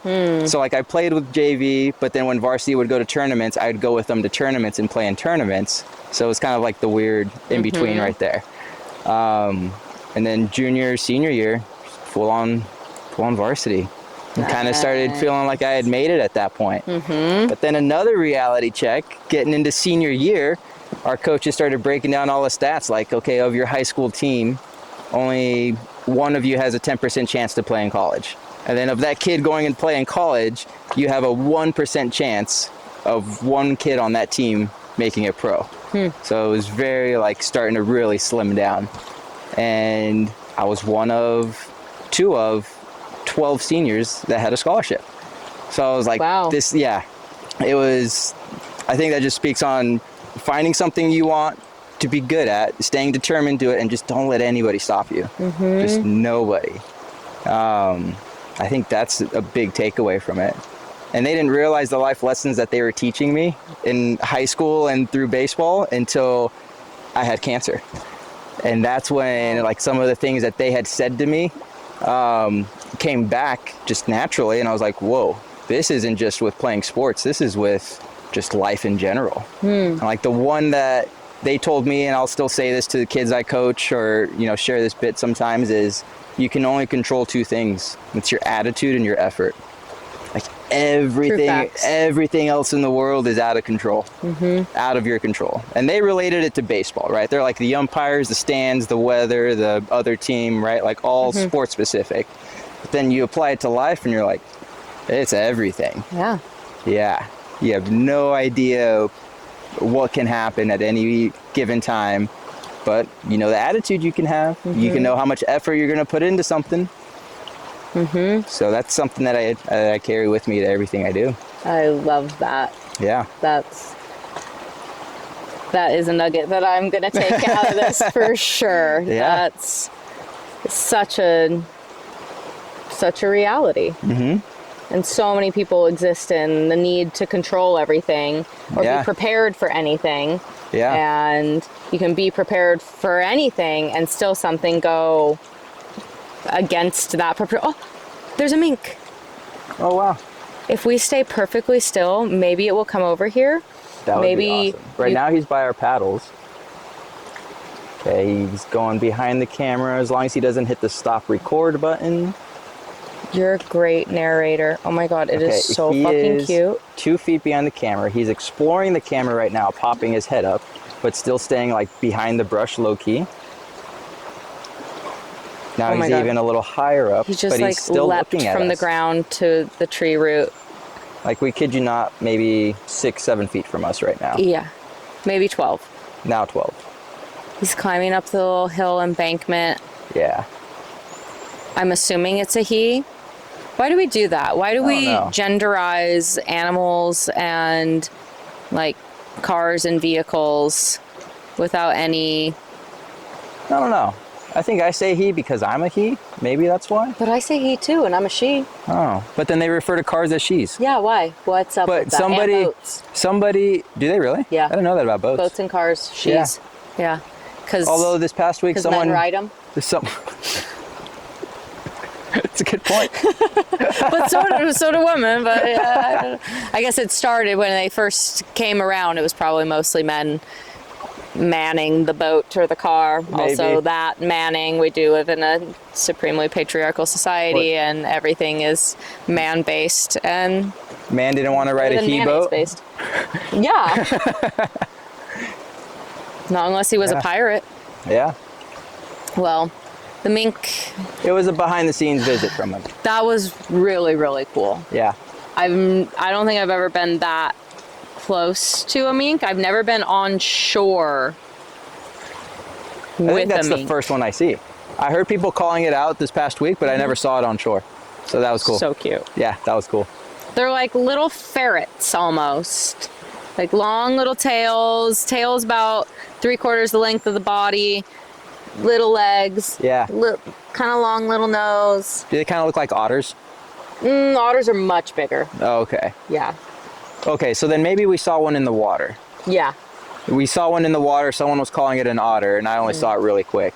Definitely a mink. Otters are like dog sized. Like this. Yeah. With Yeah. tiny legs. Yeah. But definitely more the size of a dog, and a mink is more the size of a ferret or okay. a big rat with a furry tail. Yeah. Oh my God, it's so cute. Oh, it's walking along Whoa. a little narrow little route, doing a little balance beam action, tightrope. Oh, he's scrambling down the bank. Wow. He did a really good, Yeah. they did a really good job of avoiding us there. Yeah. Took the long Although way we would around. have let them just go right by. Yeah, he was invited. Yeah. They were invited. I don't know. I don't know how it identifies or what genitalia it has. So That was cool. yeah, that was so cool. That was really neat. Yeah.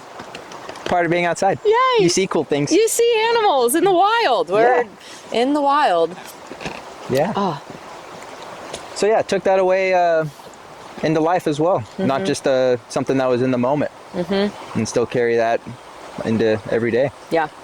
I love that. My dad used to always say, like, it's okay that you fucked up. Yeah. How are you going to recover? Yeah. So and that really drove home the attitude and the effort of how are you going to feel about this fuck up? Are you going to let it tear you down and like drown you? Yeah. Or are you going to rise up out of it and put effort into solving it or preventing that fuck up from happening again and turning this into a lesson? Yeah. So like another similar one is it's okay to fuck up different next time. Yeah. Yeah. Right? Like you're going to keep doing it. That's how you're going to learn things. Just do it different. Yeah.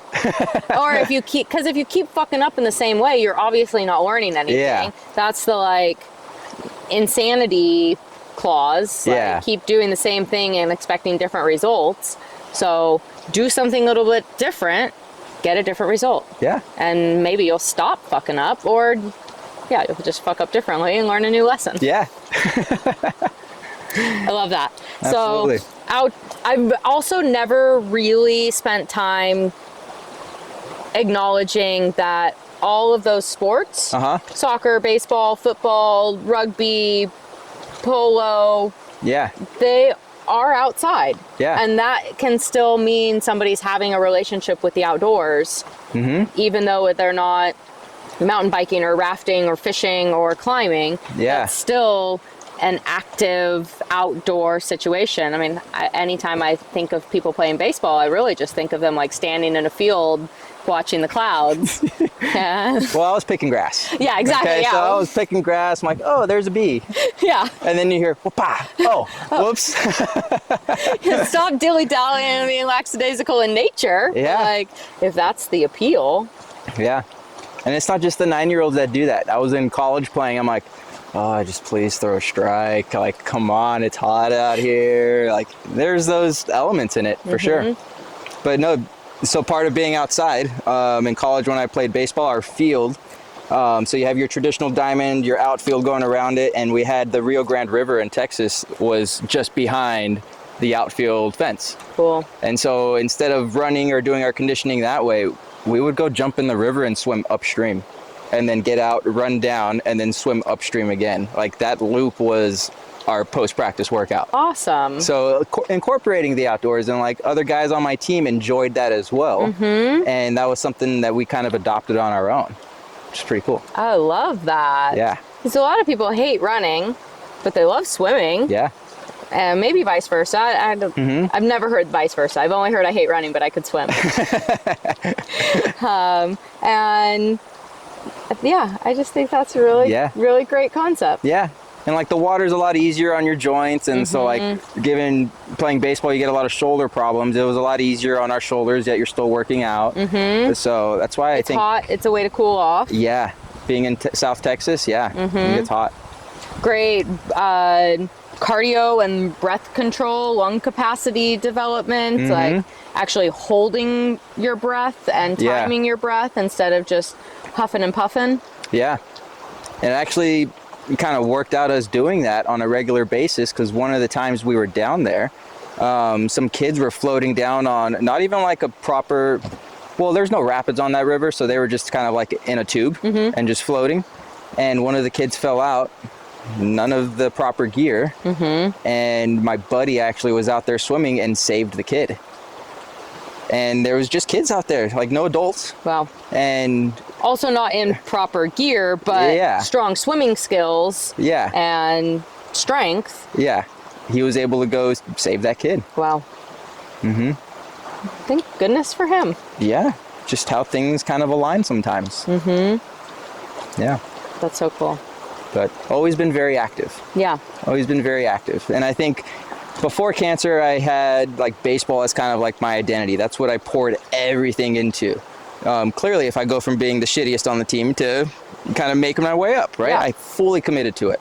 I mean, like 6 a.m. mornings, being the first one at the school and it's dark still, and I'd turn my truck lights on to light up the batting cage so I could see and hit. And then same thing at nighttime. But post-cancer, didn't have that anymore. Didn't have that sport to go be my outlet. So then that's when I found First Descents and the extreme sports that we talked about, like mountain biking and kayaking and ice climbing and snowboarding and surfing, and like that's what I love to go do now. And it's not like I love one more than the other, just because they're all so fun and they have their own different like characteristics to it. I think that's why I like have a snowboard and a mountain bike and a boats and all of this, like all of the gear. I'm like, once you start every sport, that is the downside to all of these outdoor sports, is there is gear involved, lots of equipment involved, and that's an investment. Yeah, it is. So it had to happen over time. Of course, you like Facebook Marketplace a lot of things just because you're so excited to like get into it. And then when the right time comes, you're like, okay, I can maybe upgrade to this, or maybe this is something that I'm looking for after riding this for a little while. And or you realize, oh, there's different kinds of bikes for different kinds of trails or roads or places, and different kinds of boats for different kinds of kayaks for different kinds of water. Yeah, totally. That's awesome. Yeah. That's so cool. I love all the sports outside. Yeah. Even if it's just our feet on a trail hiking. Yeah. You know? Because really that's the foundation of all of it, is just being outside. Yeah. Like, you don't have to be doing a sport or running around or Oh, no. doing something super extravagant and active. Just being outside is still a great way to be. Yeah, no, it doesn't have to be like, it doesn't have to be an adrenaline rush or like anything crazy. Like, you can just go sit on the porch outside and enjoy the sunset or enjoy the rain, enjoy the wind. Listen to the birds. Yeah. Watch the flowers grow and the grass turn brown and then green and then brown again. Yeah, yeah. It's just better than looking at a screen. Yeah, it really is. Like, even when I talk to my friends, like, I'll text sometimes, but most of the time I'm like, just pick up the phone and call them. Like, I'd rather just talk to you instead of texting back and forth forever. Yeah. I'd rather be in person. Oh, yeah. About like... Yeah. I have a hard time actually talking on a phone call because I need a face. Like, I need a... FaceTime. Yeah. I only really talk to like 2 people on the phone on any rate of regularity, and I have to FaceTime them. Yeah. If we move to a regular call, it's because there is not a good enough service or something, and I'll start to like tune out after maybe 5 minutes because I need to look at them to talk to them. So that's why I do like texting, because there is some kind of visual interaction. But FaceTime all the way. Yeah, totally. Totally. So what does life outside look like now? Being outside? Yeah. Like how much time, how does like playtime and work time interact or contradict? Yeah, so I do have one work job that takes me outside, so coaching baseball, right? Out on a baseball field, out with kids that are laughing and having a good time, but then you get to like dial them in sometimes. I coach 9-year-olds, so it's fun, like hearing their sense of humor and things. Yeah. And it's a fun age for sure. So that's a good chunk of outside, but then like you also need your personal time outside too, which I think you saw me at the end of yesterday. Like, we sent the rest of the group down, and then I just took a moment on my own, and I was just floating down by myself. And when I turned and looked upstream, I was like, I'm the only one out here, even though I knew we had a huge group with us. So that was kind of cool to have that too. That perspective shift. Yeah. Just by doing a little 180. But no, every day I'm doing something outside, whether it's working out, lifting weights outside, or it's going down to the beach, it's getting in the ocean, it's going in just a running the stairs by my house. I try to do something outside every day. What do you feel like that does for you? Like, why is that a motivation? I feel like it slows me down. Like, you were talking about how we get so fast in life and day to day and work and all of that, and making like a designated hour or 2 hours to go do that and just not take a phone with you or a watch or anything, and just to be out there. It's almost like a grounding moment too. Reflect on your day or whatever's going on in life and have some thoughts to yourself, which I think is an important part of self-care. Yeah. I obviously completely agree with that. Yeah. Yes. 100%. Yeah. Well, I feel like the week that we've had recently together, we're providing a lot for people too. And it's hard to show up for others if you don't take care of yourself in the way you need as well. Like you were sharing with me your morning routine, and like that sounds like a self-care, that you purposefully do for yourself. So it's important to find what works for you and adopt that into your everyday life. And for me, it's just being outside, being barefoot in sand or barefoot leaving my house all the way, because I know I'm not going to need sandals on the beach or in the water. It's special. It is. Yeah. And especially having those practices integrated into your life before then you go into a setting where like maybe some of those routines are going to be less available or like pressed on a little bit. And having something to like reset and ground and be able to sustain being present in that experience, even if things aren't quite like how you would have them at home. But still be able to tap into that like vital essence of self that is so easy to take care of at home, or hopefully is easier to take care of at home because of the like systems and practices one has built. But now not being at home, how to keep calm. Yeah. And keep presence with people who deserve to get that like best version of you, but are in a different kind of setting that isn't just like set up to support that. Yeah. So having to like know who you are and what you need to take care of yourself. Yeah. In those spaces.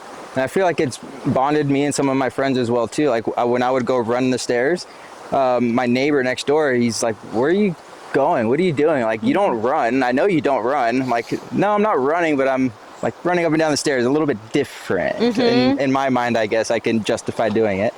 And so then he asked to join me. I was like, "Come out, let's go do it." And then he brought his own challenges to me. He brought a weighted vest. I'm like, oh man. Step it up. Yeah, so he was like, "And we're not doing this many. We're gonna do 5 more than what you usually do." I'm like, okay, let's do it. I'm up for the challenge. So then we started doing that. Hell yeah. Yeah.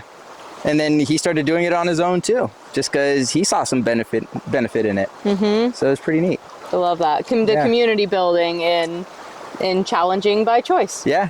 He actually texted me last night. He's like, "We're supposed to go running tomorrow, but I'm still going to go even though you're in Oregon." Oh, that's so sweet. Yeah, he's keeping up with it. So shout out to Souza back home running the stairs today. Good job, Souza. Nice job. I think that's such a good sign of a good habit development. Yeah. That like somebody inspired it and then you enjoy it enough that you can do it without that person. Yeah. And it doesn't require that person to make it happen. Yeah. That's something I think is something to do with freedom. Yeah. Of like, I don't rely on this person to give me the thing that I want to get. They may have inspired it and brought it into my life, but I can go get that whether they're here or not. Yeah. Yeah. It's pretty sweet. Do you have a piece of gear that you have with you anytime you go on any kind of adventure, or do you have like specific items that are special, that are non-standard for different kinds of activities that you do? I think, like we said, by the trucks went the put in. Depends on kind of like where you're going, right? To fine tune some things. Something that I always think's in my bag is like, even though if we're off grid, something to charge like mobile devices or some kind of like SOS emergency device, right? I think a lighter, a knife, like some of those basic essentials, just in case something happened, you know? Because I have been put in those situations too, where it's like, oh shit, you know? Do you have an oh shit story to tell? I do have an oh shit story. Yeah. And I feel like I need a snack for an oh shit story. Let's grab a snack. Yeah. You need a snack? So a little background before jumping into this story. With First Ascents and starting to guide outdoors, I got Woofer certified. If you need a snack, here's a snack. Thank you. So if you don't know what Woofer is, it's short for Wilderness First Responder, right? And so I did that training, and after learning everything in that 10-day course, I was like, wow, this is just so beneficial. Anyone outside should take some kind of safety first aid course. And then I saw firsthand why it was important maybe 2 years later. Wow. So out in California, mountain biking with my uncle after work, and he grew up there. Like, he knows all of the trails. He would go on night rides with just like a headlamp on his helmet and just rip through these. He knows all of the turns, ins and outs, everything. And I'd always go in front of him because he had the GoPros and cameras, so selfishly I wanted to be on camera a little bit. Crazy, we're in front of the camera again. Couldn't tell. It was for coaching moments and feedback and technique, how to ride. Same. Right? Yeah. So we're riding together. We're on this trail in San Clemente. It's called Sloppy Seconds. And the way the trail goes, it's open up top. You have a big wooden bank turn, and then it starts to narrow down into like this chute of a canyon. Right, so now it's getting really narrow with the walls on the side, and it spits you all the way back out at the bottom at another canyon, and then it backs up to the military base. So there's nothing else going back in that direction. The only way really out of there is back up that hill that we just came down. And so I drop in through the chutes first, and then I stop and wait at the next spot for him. And he has all the cameras on him. He's a photographer. He's like been known to just like pull off on the side, seeing an animal or something cool, and then shooting it for a little bit, and then getting back on the trail, right? So I'm used to waiting for him a little bit. And get down there, I'm waiting for him. 5 minutes goes by, and then I see somebody else come down instead. And the guy is yelling at me. He's like, "Do you know Nate? Do you know Nate?" Like my uncle's name. I'm like, "Yes, I do." And he's like, "He needs you." And so I leave my bike, ditch my gear, and I'm just running up the trail to see what's going on. And I see him there just sitting in a daze, like sitting upright like this, just looking down, just totally out of it. No idea what happened at this point. His bike was just way off to the side, and he's dead center of the trail, like right around a blind turn too, so not a good spot. So immediately sent another guy up to stop traffic from coming down. He's not like oriented at all. Doesn't know what day it is, doesn't know. I see the crack going straight down the middle of his helmet, like he shattered his helmet in half. Oh my God. And at this point, I'm like, I need to get him off of this steep terrain into something kind of more stable, right? So we're able to move him like maybe 15, 20 feet up the trail, get them off to the side. Now we're in a spot where people see us when they're coming down, so we're in a safe area now. That's one of the things they teach you in like safety training outdoors, right? Like get into a safe spot first. You don't want to go try to help somebody and then you get hurt and now there's two patients. Or somebody else gets hurt not knowing that you're there in a situation. And then I saw this moment happen with another guy that was out there on the trails. And this is when I thought, I'm like, it's important for everybody to have some kind of training, because my uncle clearly took a head hit. You know, we know that. He's not really awake and oriented. So the other guy on the trail goes, "Can you move your head like this?" And just goes like crazy. I'm like, "Don't." No. And I grabbed his head right away. I'm like, "Let's lay you down." And got him laid down, had his head stabled, and then immediately got that guy off the scene. I'm like, "Hey, can you run up to the parking lot and wait for paramedics to show up?" Like, so he has a job, right? But I don't have him there anymore. That's also part of... Because I need to give like my full attention to a patient now. Essentially. And that's also part of like wilderness first, well, really just first responder training, any kind of medical training is like give people jobs. And like get people out of the way that aren't needed for the job at hand. So got him off, right? But he's up there ready to flag somebody down, right? And I started treating him as a patient. You know, you run through the ABCs, you run through the whole checklist. There was no way we were moving him to get him out of there. And this was a steep trail. And so immediately, you know, I was on the phone 911 and told them trail we're at, situation that was happening, the age, like you have a whole punch list of things that you can give them over the phone so that they show up prepared. And within 10 minutes, you know, firefighters are coming down and they have a stretcher. And I'm like, "Guys, it's not gonna work." And then we called in a helicopter. And a helicopter was overhead within like another maybe 5-10 minutes. Wow, that's fast. It was very quick. And then that's fortunate. Same time that a helicopter was getting there, firefighters were coming from the bottom of the trail, and it was Camp Pendleton, the military base. So they got the call as well. So county firefighters come from up top, you know, military base came from the bottom. Then helicopter got overhead and they dropped down 2 more paramedics that were like the helivac guys. Wow. And once those guys showed up, it's like, you guys are the dudes that are doing this. So everyone else kind of just cleared the scene, got everybody back, got all the gear back. They got him. Okay, helicopter overhead, stretcher coming up from the Pendleton base, from below. Yep, here we go. Cliffhanger. I'm ready, locked in. Helicopter's overhead, and it's just throwing up so much debris and dust and dirt, you can't even look. That's its own hazard.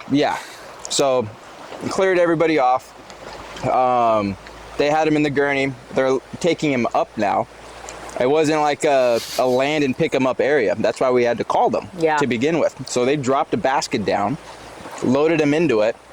One guy stayed on the ground, he was going up on one rope, and then they had another rope to the ground to keep him from swinging and swaying and all over the place and spinning.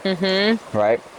And I asked my uncle afterwards if he remembers that experience. He's like, yeah, I remember the helicopter. Like, that's when I felt the most scared. Oh, wow. Or it was just like the most suspended in the air. most intense, like almost claustrophobic, because you're strapped and you can't move. Yeah. They haven't really figured out what kind of head injury he had yet, so he's like immobile right now. And just watching him get like abducted into this helicopter, beamed up. Yeah. All alone. So, like there's nobody riding with him. Nope. He's in a basket by himself. Oh my God. The other guy was up there. They sent him up, and then one guy at the bottom, because there was two of them. So once he got up to the helicopter, that guy pulled him in, and they stayed hovering there. They got him off the basket, then they dropped the other rope down, and the other guy just carabinered in and picked him up from there. Wow. Yeah. Ugh. But then it's like not over. Now I got all this. I got his bike. I got all of his extra gear. I know they told me where he's going, so I know what hospital to go to and everything, right? Did they help you get his bike out? The firefighters were there, and they're like, what do you need us to carry for you, right? And they helped carry everything out. Yeah, we ended up going back up the hill instead of riding all the way back around. It was tough terrain to get up, but it was the fastest way to do it. Yeah. Get back up to the parking lot, called his wife, called his parents, started notifying like his family, like, hey, something happened, come to the hospital. And he's made it. Everything was good. He's had traumatic brain injury, obviously, and took him some, therapy and treatment to kind of get around all those obstacles. But it was definitely something that impacted him. He was a guy that would mountain bike every single day, and he's not able to do it at that capacity anymore. Damn. So now he leans more into photography. So he goes out on, like, he's a very outdoorsy guy as well. So now his version of getting outside is being on like the whale watching boats on the coast. And he shoots whales and dolphins and birds and sunsets, sunrises all day long every day. Like, I get texts from him every day to a small like subscribed list that he has. Nice. And he sends the like 12 or 15 photos of the day and then gives like captions to what inspired him in each photo, which is that's so sweet. It's pretty cool to see. And he sees some amazing stuff out there. Yeah. I love that he's been able to adapt his life to his new reality and accept that there are new limits to his capacity and still say like, well, within this container, I can do anything. Yeah. Even if it's a different container than I had before. Yeah. Yeah, totally. Wow. Very inspiring, because he found something that worked for him outside.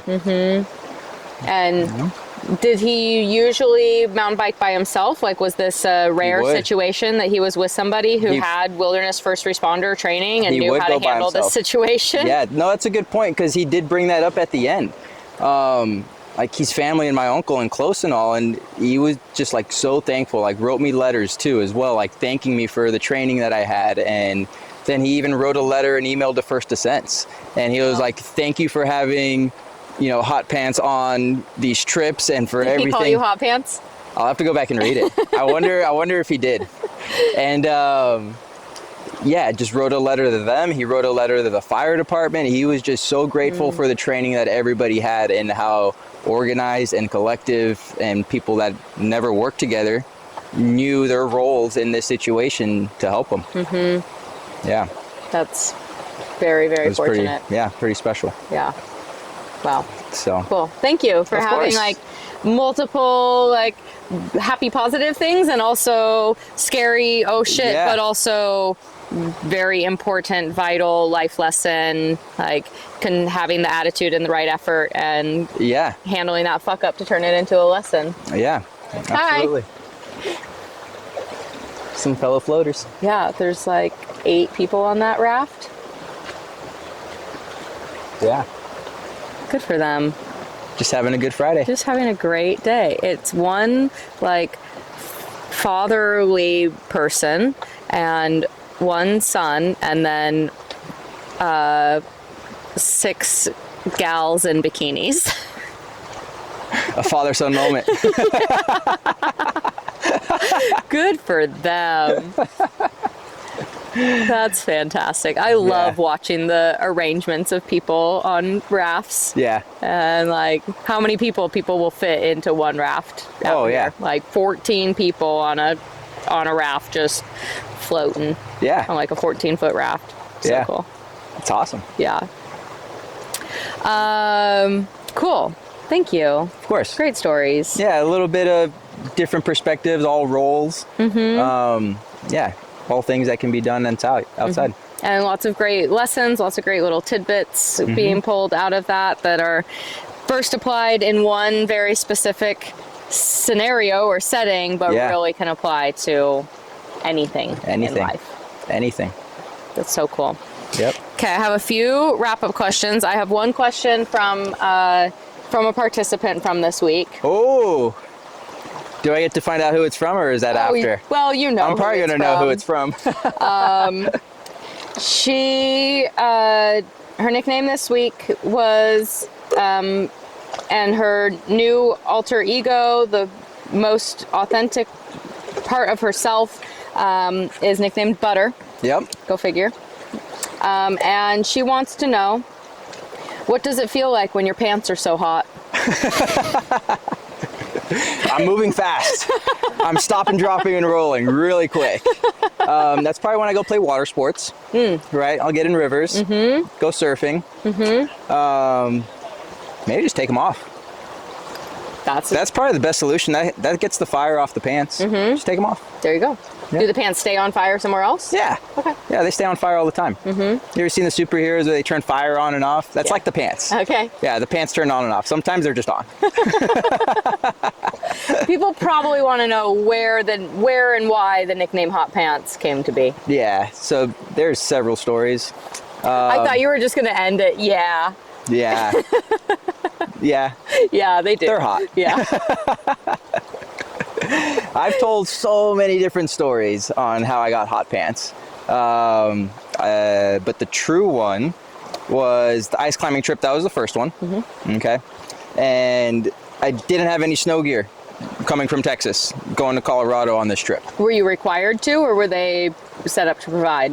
We were required to have our own clothing. Okay. But they provided the rest of gear necessary for the activity. Right.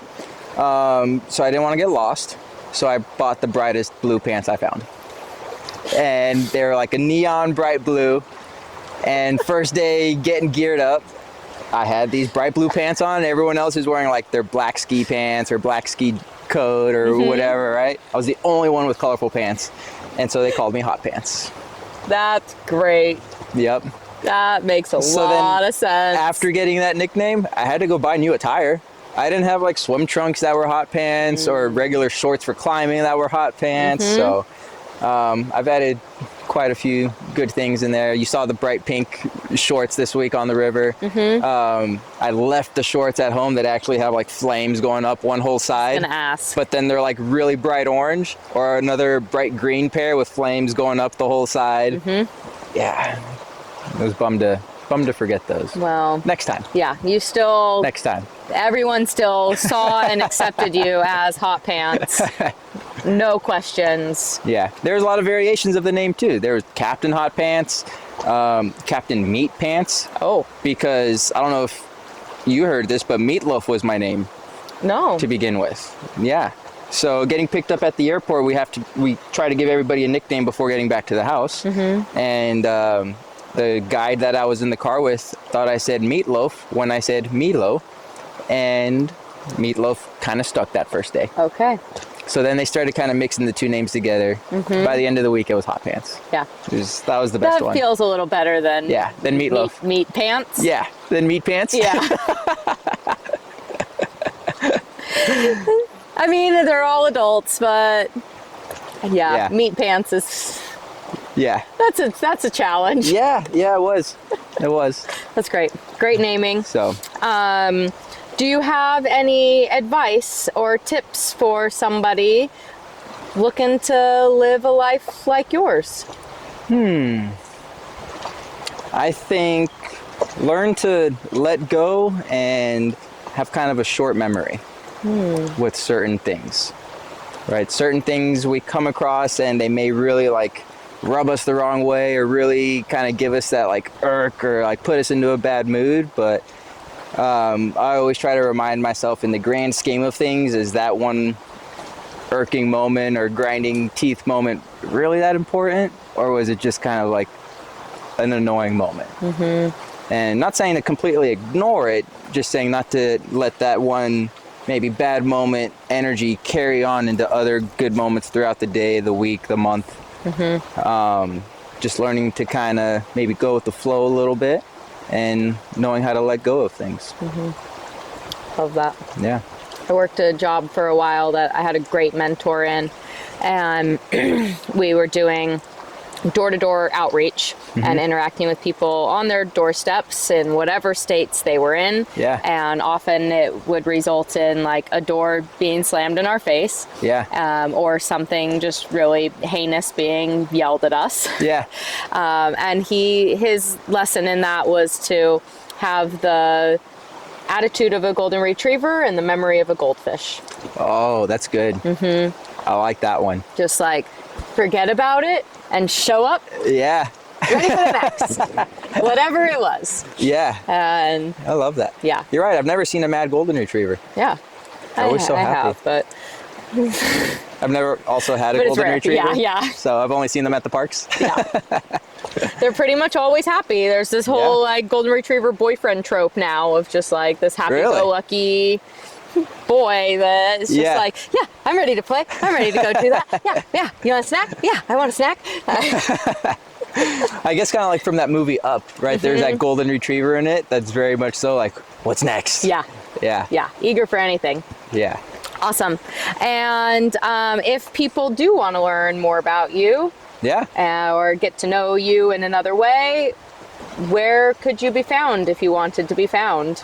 You're probably going to find me on a beach in San Clemente. You're going to find me down there. Very small town. So if you hit the right beach the right day, the right time, I'm probably there. Nice. Yeah. I hope somebody watches this and then goes and finds you on the beach and That would be awesome. And they'd be like, hey, if you yell hot you pants, don't know me, but I just like listened to you for 2 hours and I live here and I wanted to come and meet you. if you yell hot pants at the beach, I will come running up to you. I will absolutely. Like a golden retriever. Like a golden retriever. Yep. Awesome. And when your time on this plane of existence in this physical form comes to an end, how would you like to be remembered?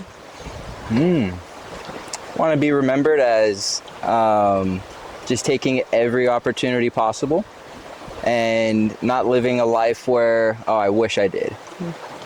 You know, to really experience life and all the special beauties that are on this planet and to take it all in. You know, to know how to step back and to really live in the moment. Awesome. Yeah. I feel like I had one more question come up, but now I'm forgetting what it was. The yellow jacket on my foot. Was Excuse it me, based from sir. a conversation earlier? I think so. Oh, Okay. maybe you can guess what it's going to be. Okay. What's your superpower? Oh, superpower. I think superpower is going to be finding the chocolate in the house and making sure it's not there anymore. Chocolate hound. Chocolate hound, yep. Dark chocolate, milk chocolate, caramel chocolate. I think the only one I don't like is Reese's. Reese's, yeah. Shame. I think that's the only one. So if I Because you don't like peanut butter? I like peanut butter, but peanut butter chocolate to me just doesn't mix. Just in the form of a Reese's or in any form? I think just the Reese's. Okay. Because I've tried like the Trader Joe's one and like I love that one. So I don't know what's up with the Reese's. Okay. But if you like Reese's, I can just ship them to you. Great. Yeah. Yeah, love chocolate peanut butter. Yeah. I had someone at work, it was a homeowner, a customer. They gave me like the big Costco pack of Reese's. I was like, I love chocolate, just not this chocolate. Oh, damn. But like I still took it and put it in our fridge at work and like everybody there loved it and just crushed it. Yeah. Gone in a day. Yeah. Easy. Easily. Yeah. Easily. Cool. So don't leave chocolate around me if you want it, because Did you eat one of my brownies this morning? Didn't ask. No, Postal did. You did too, didn't you? I was eyeing it, but Postal beat me to it. It was labeled with my name. I know. Special that's for why me. I'm like, Not special brownies, but special for me. Yeah. Nope, that was not me, but I did see it. I was eyeing it. I maybe would have asked you, or just grabbed it in front of you, and just if you would have stopped me. If they're still in the house when we get back, we should eat them. Perfect. Yeah. That sounds like a plan. Awesome. I guess just, anything else you want to add, that you want to say, that you want to have heard? I want to thank you for letting me be on this podcast. This is so special to do this, and love supporting you, and I hope this really takes off for you, because I know this is a special place in your heart, and you're doing it obviously because you love it. So thank you. Keep chasing it and keep going after it. And I feel very honored that, you asked me after knowing me for maybe a day or two. So I felt very honored that, you wanted to have me out here. So thank you. Absolutely. Thank you for saying yes, and for being here this week and showing up kind of last minute. And you got great feedback all week long from everybody that you worked with of what a great instructor you were, and how supportive and helpful, and how well you fine-tuned everything that you taught to each individual that you were teaching at any given moment, and not just like a blanket teaching curriculum, but really seeing each person and their learning style and their obstacles and their fears, and making them feel so safe and supported and taken care of in an otherwise very unsettling, scary, nervous place. Just really like building that trust with them right out of the gate, that it wasn't earned, it was just given inherently. Well, thank you. Yeah. Thank you for that. I appreciate it. Really cool to witness and to get to learn more about you. Yeah. Awesome. Yeah. Thank you. Well, thank you. Thank you. Very cool. Woo! We did it. We did. And I guess now we'll we have some more river to float. Yeah. We're going to go through a bit of a rapid. So I'm going to turn off the camera, and I think that'll just be the end of the episode. Okay. I don't think I'll record anything on the way out, because it's basically a rapid, and then a rapid till the end. And then our takeout at the end, Yeah, and then we have to hitchhike back to the vehicle. Maybe I'll film a little bit of that. Yeah, that'll be great. Yeah. Sweet. Shout out to Go Wildly. Woo! Woo! Thanks for being here.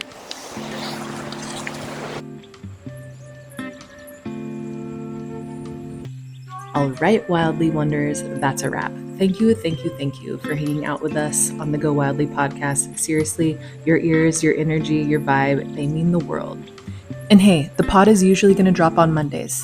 But let's be real, sometimes it's Tuesday, and sometimes life be lifin', and the river calls louder than our calendar, baby. We out there adventuring. Either way, we'll show up in your feed with stories that make you want to lace up your boots or paddle out. So please go ahead and do all the things: like, share, comment, subscribe, smash the buttons, click all the bells, throw us a bone on YouTube, and come play with us on socials. That's how our little adventure family grows. Now quit staring at your phone or whatever you're doing and go jump in a river, touch a tree, climb a tree, howl at the moon, or whatever gets you out there.